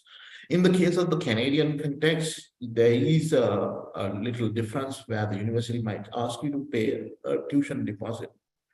Now, that tuition deposit can vary from about $250 to $750 to some universities might even say one semester fee. In that case, you'll have to pay that first and negotiate with the university upon your visa approval, and with the university's consent, whatever that you paid before the 6 months period of the loan disbursement can actually be refunded back to you. So that arrangement can be done.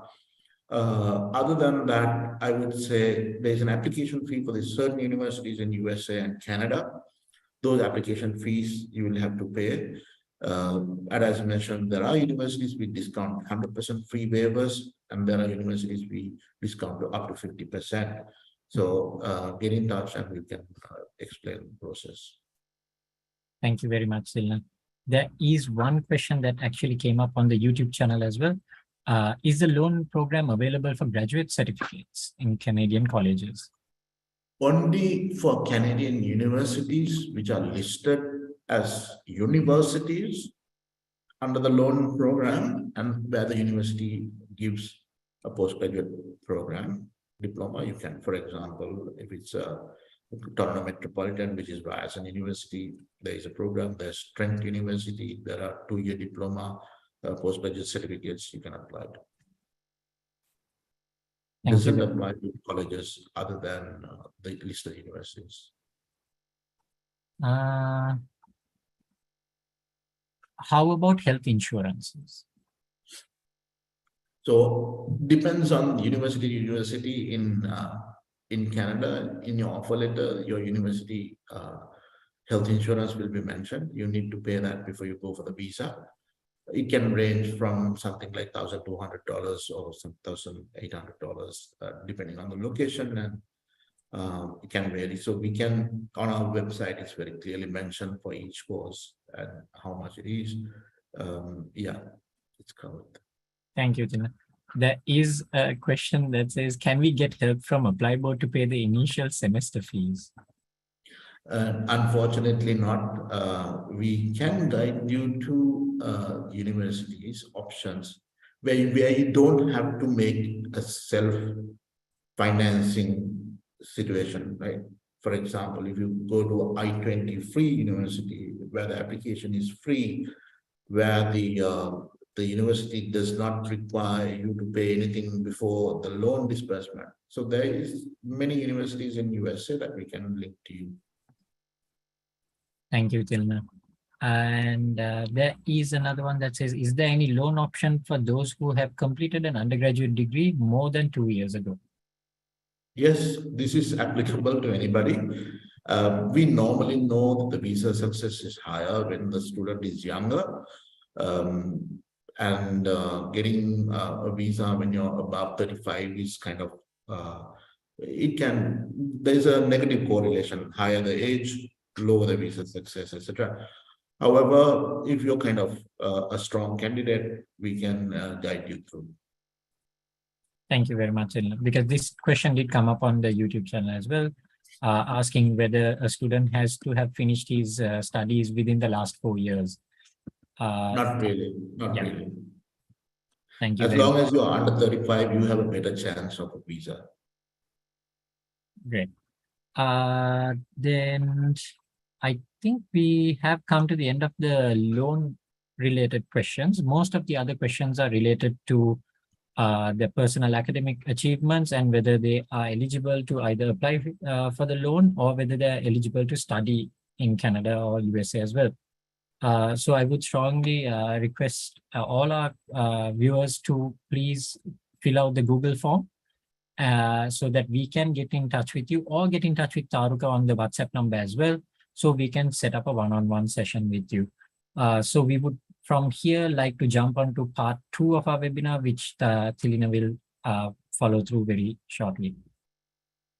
Thanks, I'll rush through this section because you can refer to the slides to get further details. Everything is mentioned there. If there's a particular point, let's get to the question and answer section of the section 2, and then we will discuss it length. Okay. So here we are going to cover all the study destinations: Canada, UK, USA, and Australia, basic requirements, etc.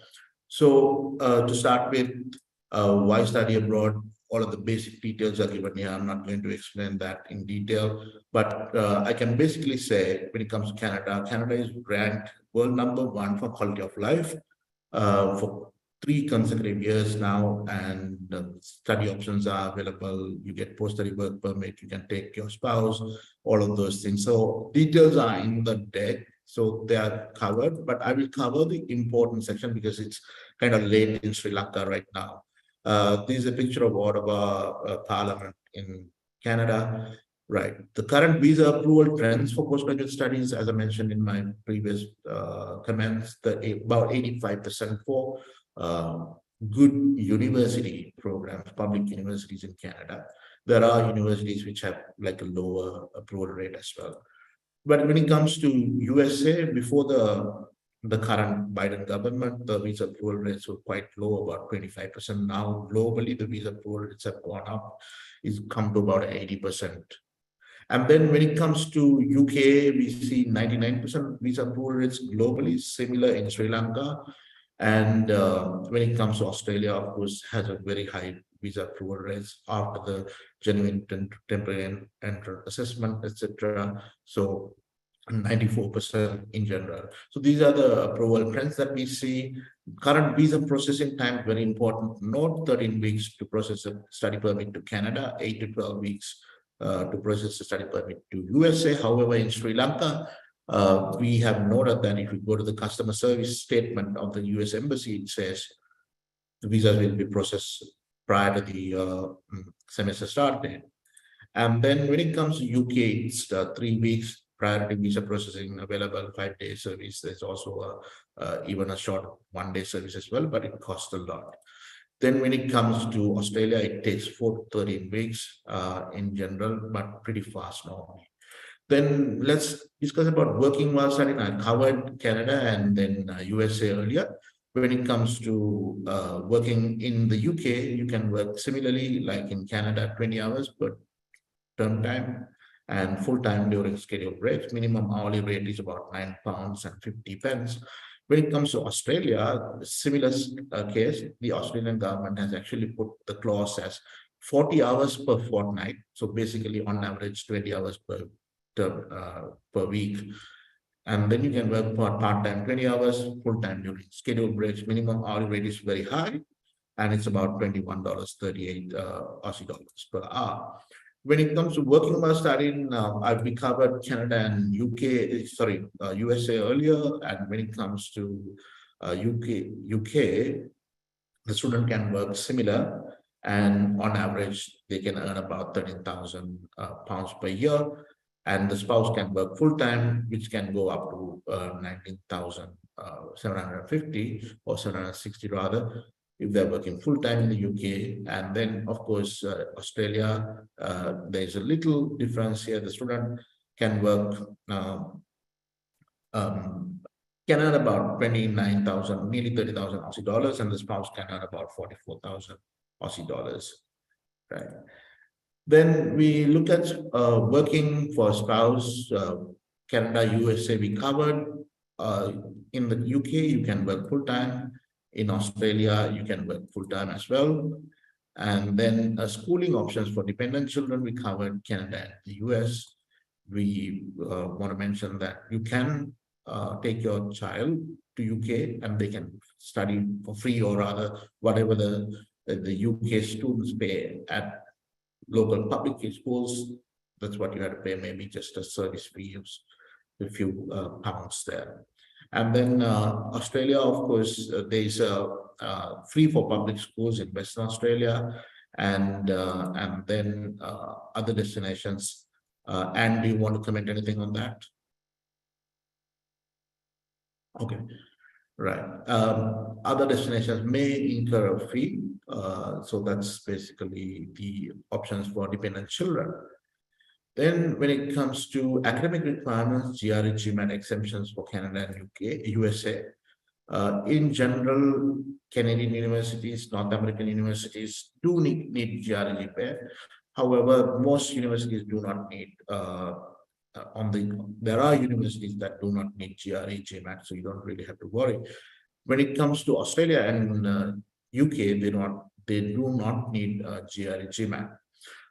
Typical entry requirements is you can enter a master's program with a bachelor's third class or a pass or above. There are options for students with general degree and above. Typically 4-year honors degrees are required. However, the 3-year degrees offered by state universities in Sri Lanka are mapped by World Education Service, which is a credential evaluation organization, which assess them as equivalent to 4-year degrees. So there is a tool that we can use to assess that. Then when it comes to USA, similar, typically they will be asking about 60% or second class lower or above. For entry, typically 4-year honors degrees are required, limited options for 3-year degrees. However, there are options, and then if you have a 3-year degree from a state university, that can be assessed as a 4-year equivalent degree. Again, for UK, bachelor's, you have options from a bachelor's general degree and above, 3 years and above. Typically 4-year degrees and honors degrees are required to get into good universities. Limited options for 3-year degrees again in the UK as well. And then for Australia, bachelor's will be like 55% GPA or second class lower or above. There might be exemptions. Please do get in touch to find out. Then when it comes to the degree equivalency tool, you can go to this link, which is applications.west.org, and you can go to the degree equivalency tool. Once you get there, you fill the form. I've just used my details here, and then go to the next step. Then you select your degree program, Bachelor of Arts, Economics. I just put a hypothetical degree and then put 3 years as my duration. And after that, you can select your university. So you can type the name of the university. Once you type a few characters, the name will pop up, and select that. I wanted to select Peradeniya University. Once I select Peradeniya University, I have the option to add more degree programs if I want to, but I just want to continue ahead. And then I can get an assessment of the final review of my credential. This is a preliminary evaluation, and the preliminary evaluation says that this is equivalent to a 4-year bachelor's degree in the UK, in Canada.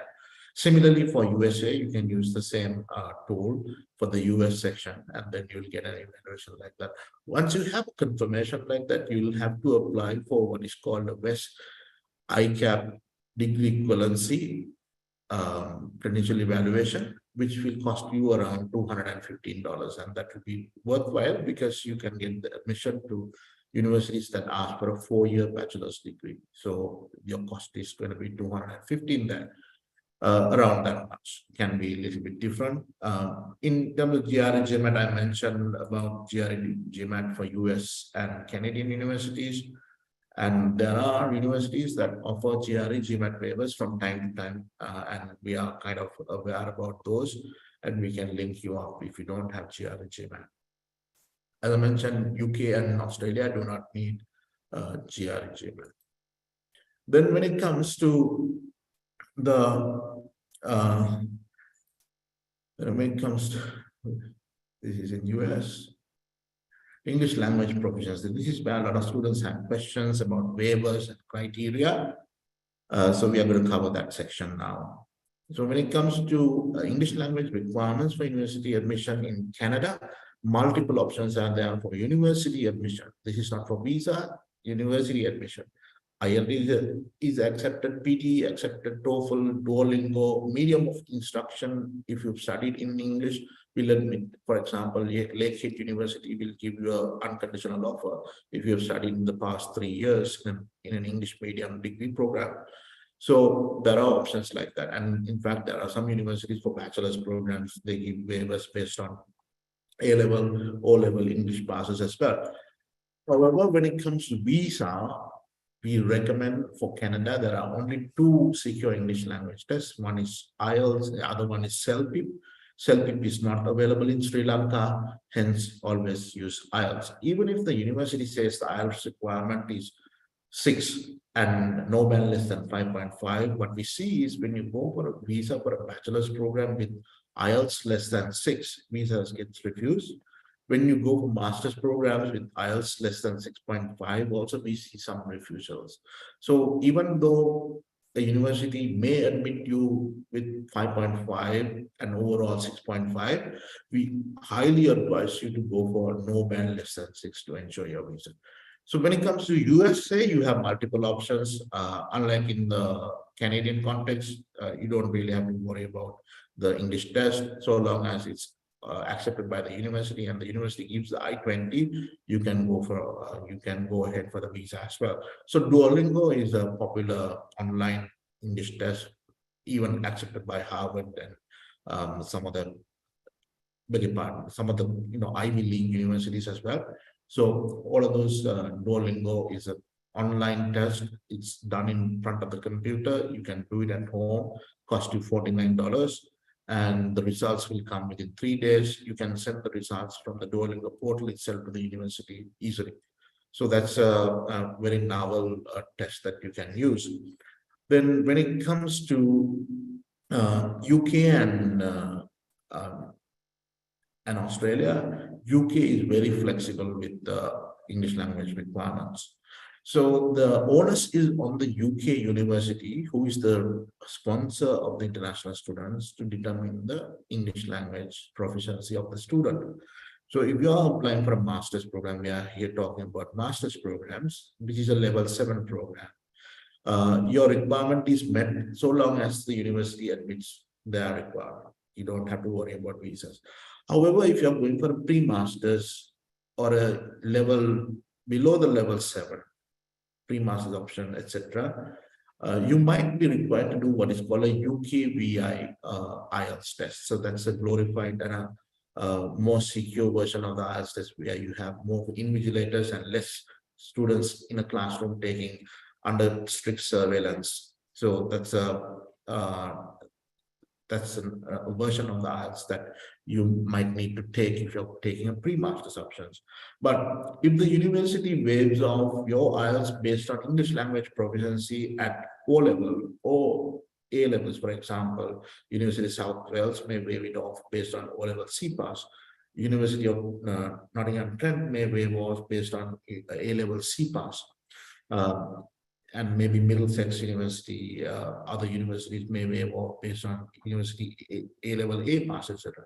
So that is okay, and you can go for the visa with that, and you get your visa so long as the university approves that is fine. So you don't really have to do IELTS. You can look at the university. Sometimes the university conducts their own English language test at the university, and sometimes it's offered free of charge as well, and you can submit that as well. A lot of waivers are applicable for A-level and O-level general English in UK.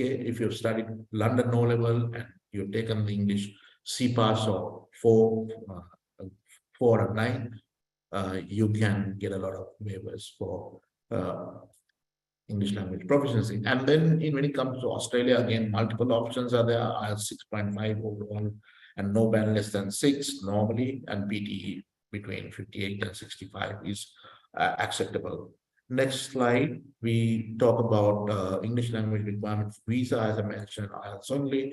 Other destinations, as I mentioned, can be anything that the university and as accepted. Then university application and visa process, a little bit of information regarding that, intakes and deadlines for all of the universities.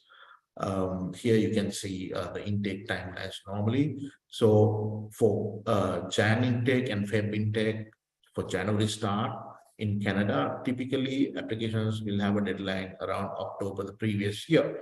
However, the competition and the number of applications coming to Canada, USA, Australia, and UK is so high now. We always advise students to apply at least 6 months ahead, right? So these details are there, so you can refer to them. I'll take you on the important deadline, which is the September intake. And typically the Canadian context and the US context, good universities will have early deadlines, meaning around January, February, they will close. Or based on the number of applications received and the tuition deposits received, confirmations by students, you can expect them to close earlier than the stated deadline. So if you're applying for Canada, especially for September intake, Masters in Engineers, MBA programs, and other competitive good university options, please apply before January. The earlier you apply, the better you have your visa success and easy it will be. Other deadlines are mentioned here, so it's already in the deck which you will get at the via email.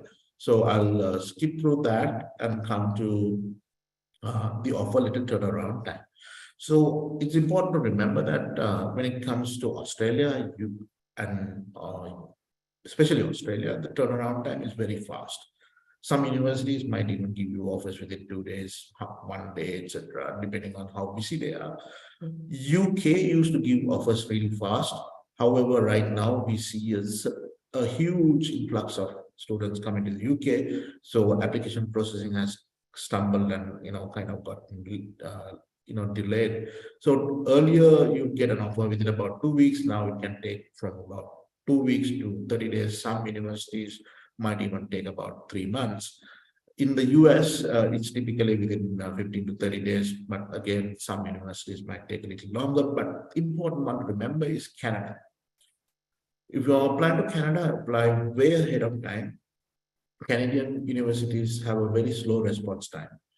And some universities give an offer within 15 days, 10 days, etc. But most good universities might take about a month and a half, especially when it comes to master's programs. They need reference checks and things like that. So it will take a long time. So give plenty of time to apply to Canada. Next slide, we'll be talking about your age. We mentioned that up to 35 is a kind of a safe age to apply for master's program. If you are a better candidate, even after 35 is okay. Some students who at the age of 50 also get visas, but it's very rare. Normally for USA, similar 35. UK, of course, not a big issue. There's no age barrier as such. So long as you have the final offer from the university, you're safe to go for your visas. As we mentioned, it's globally 99%. And in Sri Lanka too, it's 99%. Australia too, it's safe to apply before 35 for a master's program. And then when it comes to study gaps, not a problem for master's programs in Canada, 2 to 9 years of gaps, depending on the college and the program, sometimes maybe implied by colleges in the public colleges in Canada. Again, not a problem for a master's program for USA, and not a problem certainly for UK, but if you're applying as an undergraduate student or you know somebody who wants to apply for an undergraduate program, most UK universities will say study gap not more than 2 years. And in fact, they're bringing down the study gap from 2 years to even 1 year now. So similarly, in Australia, for master's program, 5 years study gap is okay. Then when it comes to tuition fees per year, master's minimum can be about 11,000 Canadian dollars, average can be 22,000, it can go up to 30,000 as well. In the US, you can have minimum at 10,000, average at 26,000. Some programs can go up to about 35,000 on the top range. When it comes to UK, minimum is about 9,000. I think this will rise to about 10,000 next year. Average is about 13,000 British pounds per year, and then the top end will be about 20,000. And then when it comes to Australia, minimum will be about 20,000 Aussie dollars, and average will be about 30,000 Aussie dollars on the Australian side. Then financial requirements for visa and the student, the first year requirement is for Canada, first year tuition fee, first year living expenses, which is put at 10,000 minimum. However, certain provinces like British Columbia, the actual living expenses for students is about $13,000. In such a situation, it's better to show more money. Additional year of funding and the proof of funding is recommended. The time duration of your funds is mentioned as minimum of 4 months, but the visa officers and the immigration officers do not really worry about the time duration for the Canadian application. What they worry most is the source of funds. So your paper trail and how you establish your original source of funds is more important. And the time of the funds is not very important. If it is your own funds, it's better to keep it at least for 6 months. The longer you keep it, you can prove that it's really yours. So there is some caveat there. When it comes to US, typically you need 1 year tuition fee, 1 year living expenses, which is put at 10,000 USD by the US government, and then additional year funding proof is recommended how you're going to source. And this funding is normally verified first by the university before they issue their I-20 or the final offer letter. And then when it comes to UK, the first year requirement is first year of tuition and first year of living. Actually, this first year of living is mentioned in the rule book as 9 months of living expenses, and that's calculated at 12,006 British pounds if you're inside London, and if you're outside of London, you need to show 9,207 pounds. When it comes to Australia, the first year tuition fee is first year tuition fee plus you need to show the living expenses for Australia at 21,041 Aussie dollars and travel cost of 22,000 Aussie dollars, and it can increase by about 10% for 2023. Every year, Australia increased this minimum living expenses. And then when it comes to financial requirements for dependents, Canada is first year living is put at 4,500 Canadian dollars. Per child cost is $3,500. And then when it comes to USA, each dependent may need to show about 7,000 USDs and per child 5,000 USDs. When it comes to UK, the living expense is very clear and it's mentioned as inside London at 7,605 pounds. Outside of London, each dependent, including your spouse or child, each one needs to show 6,120 pounds. And when it comes to Australia, first year living, the spouse living is put at $7,362 per child at 3,162 Aussie dollars. Child over 5 years schooling requirement, you need to show an additional $8,296, but it's free in Western Australia if you're applying that, and may increase again every time, okay, every year. So financial requirements for visa, it's mentioned here in a chart for your reference. Parent sponsorship is possible for Canada. Spouse sponsorship is possible for Canada. For US also, parents and spouse can sponsor. When it comes to UK, the parent can sponsor, spouse can only sponsor if the spouse is also joining at the same time as the student. When it comes to Australia, the spouse and your parents can sponsor. And third-party sponsorship is okay for Canada, but we do not recommend that. For USA, it's also okay. Do not recommend that. Third-party sponsorship, meaning anybody who is not really very closely connected, like not from your own family, distant uncles, aunts, people like that. It doesn't work much. And when it comes to UK, you cannot be sponsored by third-party people. And for Australia, yes, you can get sponsorship, but again, be vigilant about who they are and how close they are.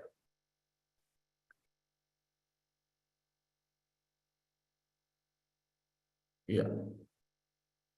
Then I think the important one I mentioned there about the education loan. For some reason, this got stuck. Right. Education loans are also accepted by all the destinations. So your funding option will be part of the education loan system. Dependent visa, yes, you can get for undergraduate and postgraduate programs for Canadian applications.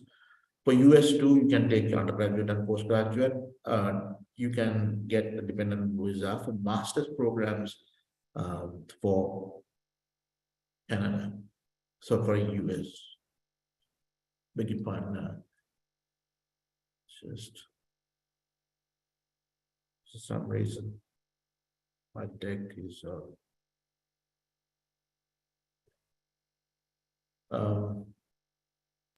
Tirana, do you want me to control the slides for you? yeah, please, if you can go to this full screen, because I can see your like toolbar as well. It's kind of blocking the content.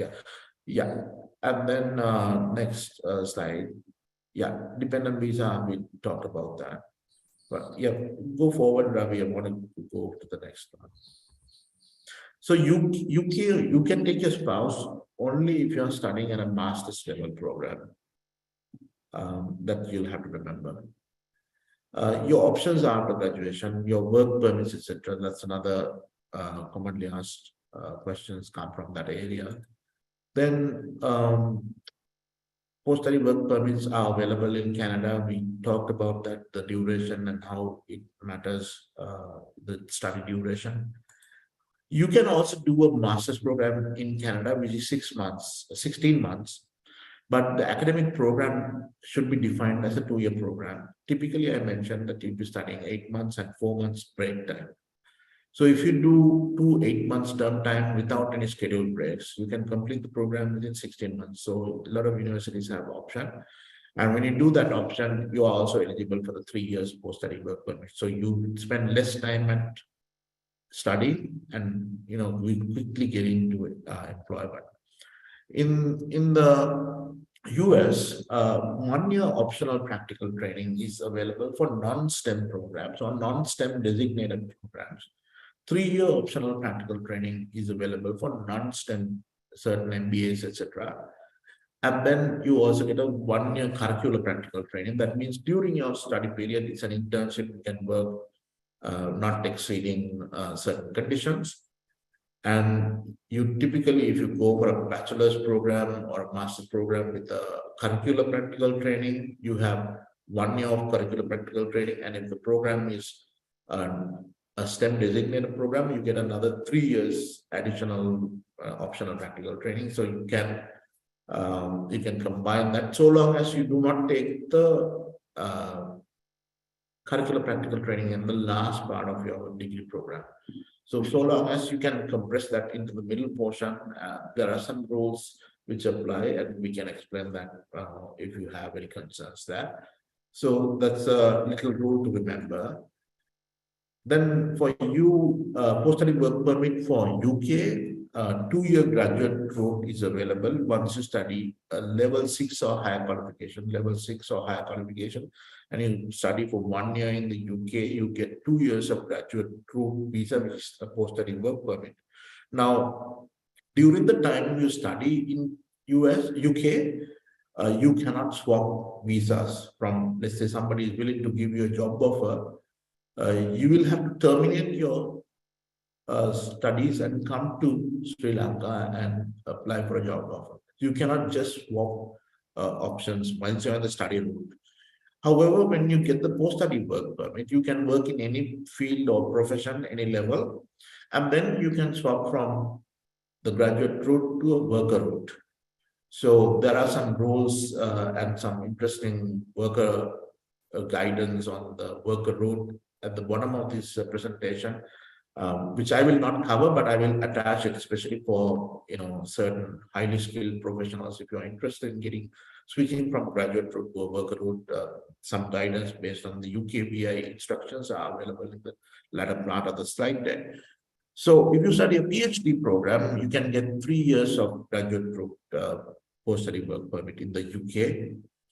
And then if you go to study in Australia, which is a very attractive situation right now. It was earlier 2 to 3 years. Now it has gone up to 4 to 5 years, and some destinations or locations can take you up further than that, up to 6 years, I think, and can comment on that for regional areas. And you must complete minimum of 2 years of study in Australia to qualify for this option. And if you take a PhD, you can get 6 years post-study work permit option in Australia.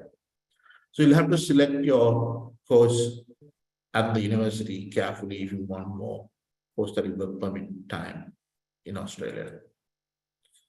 Then when it comes to scholarship options, yes, 100% scholarships are available at many universities in many destinations. However, extremely competitive. As I mentioned in the beginning, people from all over the world will be applying to few scholarship options in that particular university on that program. So you have to look at competitiveness of the scholarship. But typically, many universities will give up to 50% in Canada also for scholarships. And then in USA, similar situation, up to 50% scholarships are typically available. If you have good combination of studies, you may be eligible for even higher scholarships in USA. And then when it comes to UK universities give a lot of scholarships. You can go up to 50%, and in certain cases more than 50% as well. This is based on entry requirement as well. So it's sometimes auto-granted. And then when it comes to Australia, I think Australia has the most interesting scholarships from all of the destinations. So each university will have a very attractive scholarship in Australia, going up to about 50% in certain cases. Then that, I think, concludes the section 2, and we can take further questions at this level. And then, since it's almost 10 o'clock, we can wind up the webinar.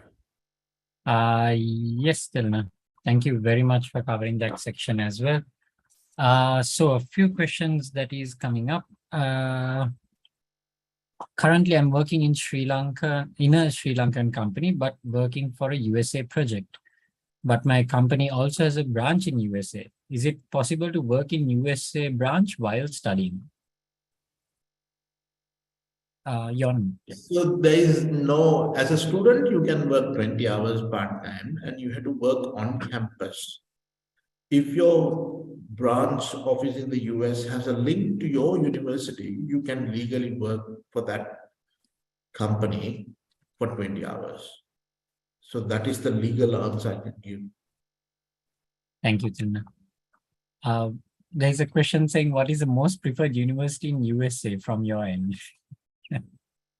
So, number one university in USA is Caltech, and Caltech doesn't need the support of Apply Board to recruit students.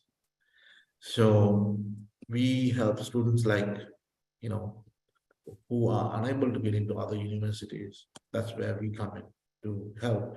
So Caltech is number one, then probably Harvard, and then Cornell, and then Yale, and then other universities, so Stanford, etc. I'm really glad if you all can, to see Sri Lankans getting into good universities. And if there's anything that we can do to help you out, because these loans will actually qualify you to apply to those universities as well. Most of the universities are covered by that. So you can apply there, and we'll be happy to support you with your loan application on that. And if you need any guidance on, how to get things done, what to do, how to apply, we can guide. But honestly, like, I think none of us have experience in filling up applications or anything like the sorts to that Ivy group of universities. I wouldn't be talking to you if I knew how to do that. Right? Qualified from an Ivy group, I'd be probably sitting at a, Fortune 500 company. But not that Apply Board is not. Apply Board 2 is the fastest, in fact, the most innovative Canadian company as at yesterday in Canada. We've grown to become a unicorn. I'm so proud to work for Apply Board. Maybe we'll get there, but I'm just saying, this reality. Thank you, Tilna. So there is a question, I think either Ravi Hari or Anne could answer this. If we have siblings in the respective country, for example, Canada, will this affect our visa decision? Is it better to choose another country?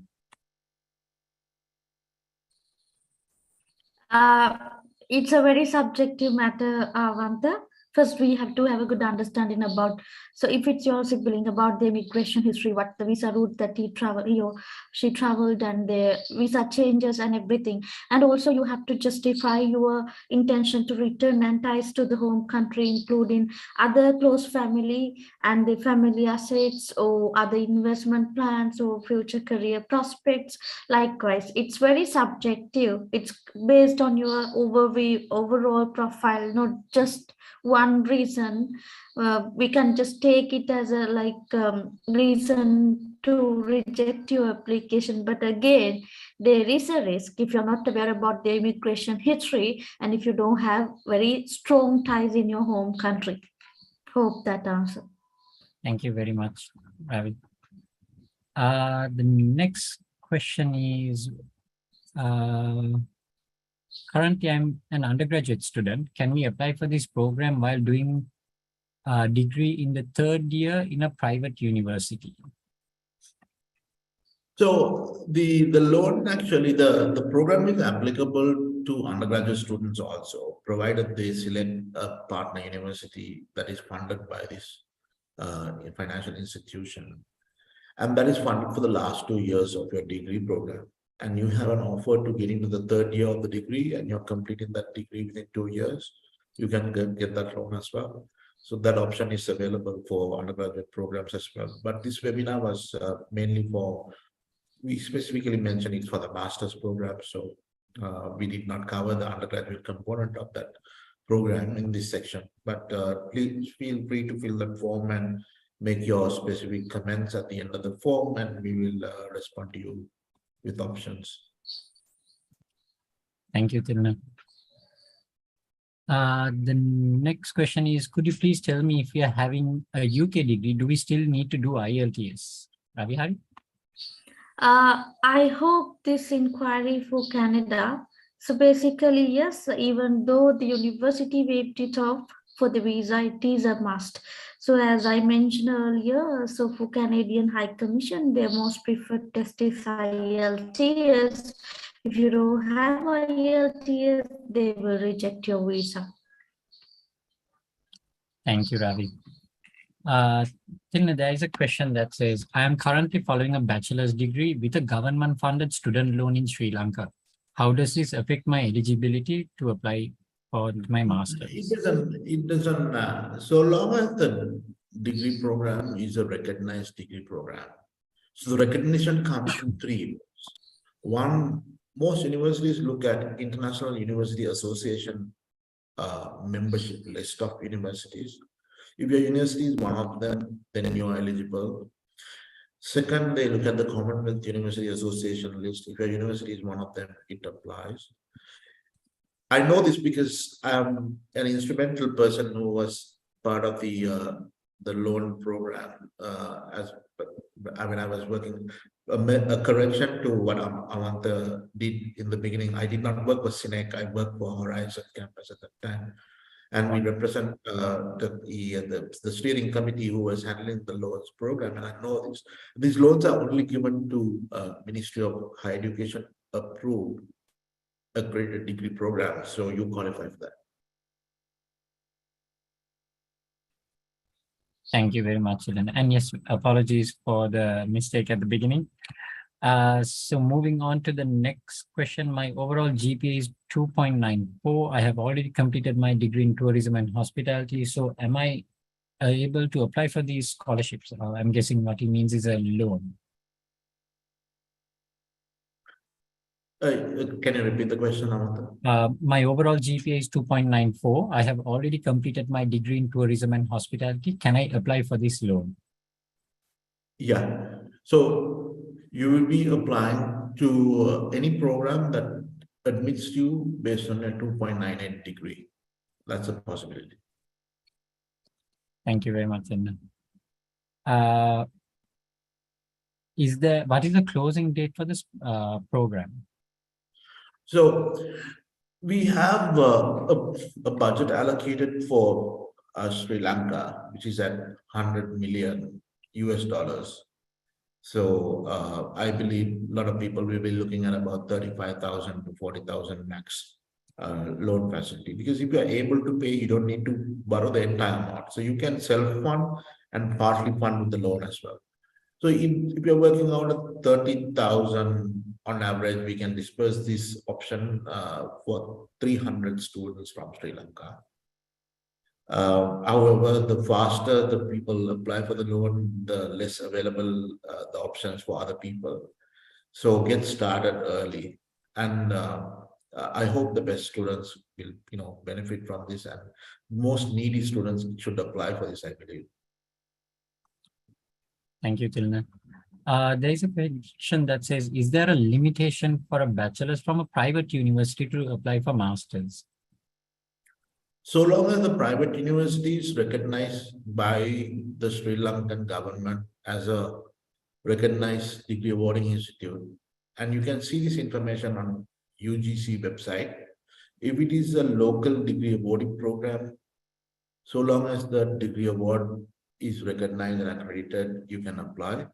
If you're studying on a foreign degree offered by a local university, so long as that foreign degree, for example, a UK degree, is recognized by UK qualification of call or QAA or the UK government, you can apply. There is no problem with that. Thank you, Tilna. What about private university graduates with a 3-year honors degree? Still, the WES equivalency is applicable?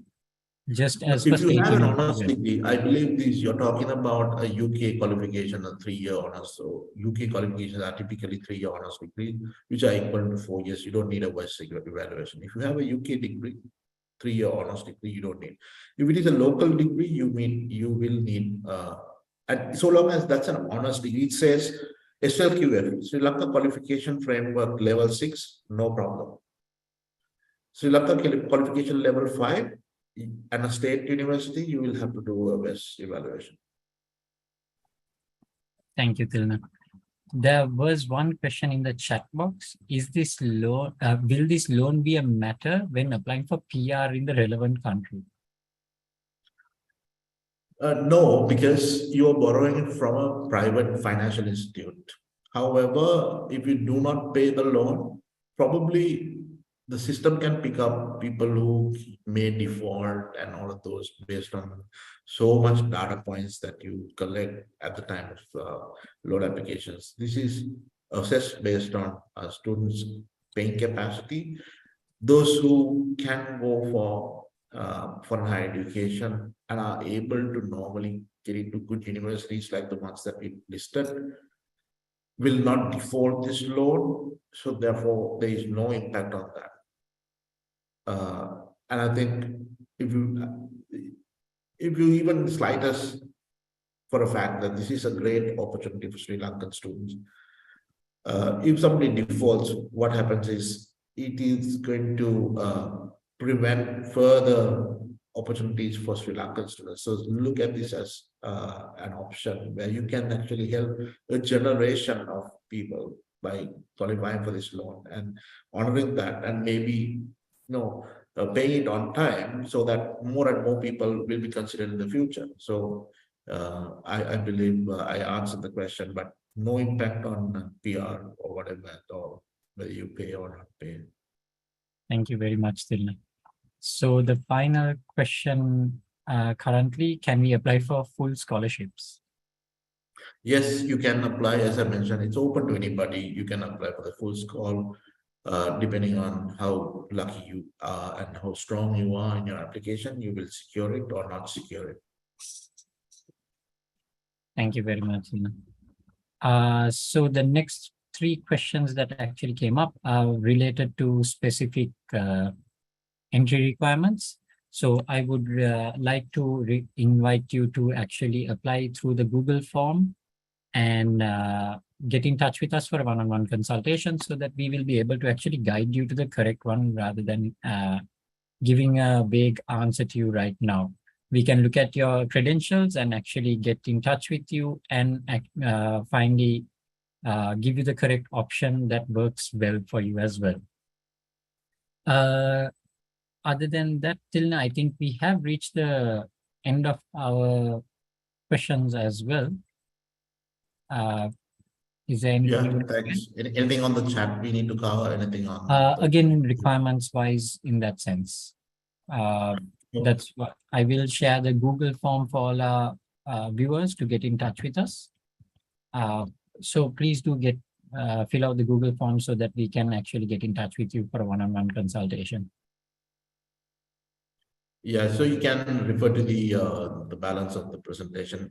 Everybody who registered for this webinar will get a link to the document to download it. And by tomorrow, 7 o'clock, you will have all the documents. And then if you have filled up the form, we will get in touch with you to, meet our partners and go ahead. Thank you so much for joining today and wish you all the best. Thank you very much, Tilna. Thank you everyone for joining.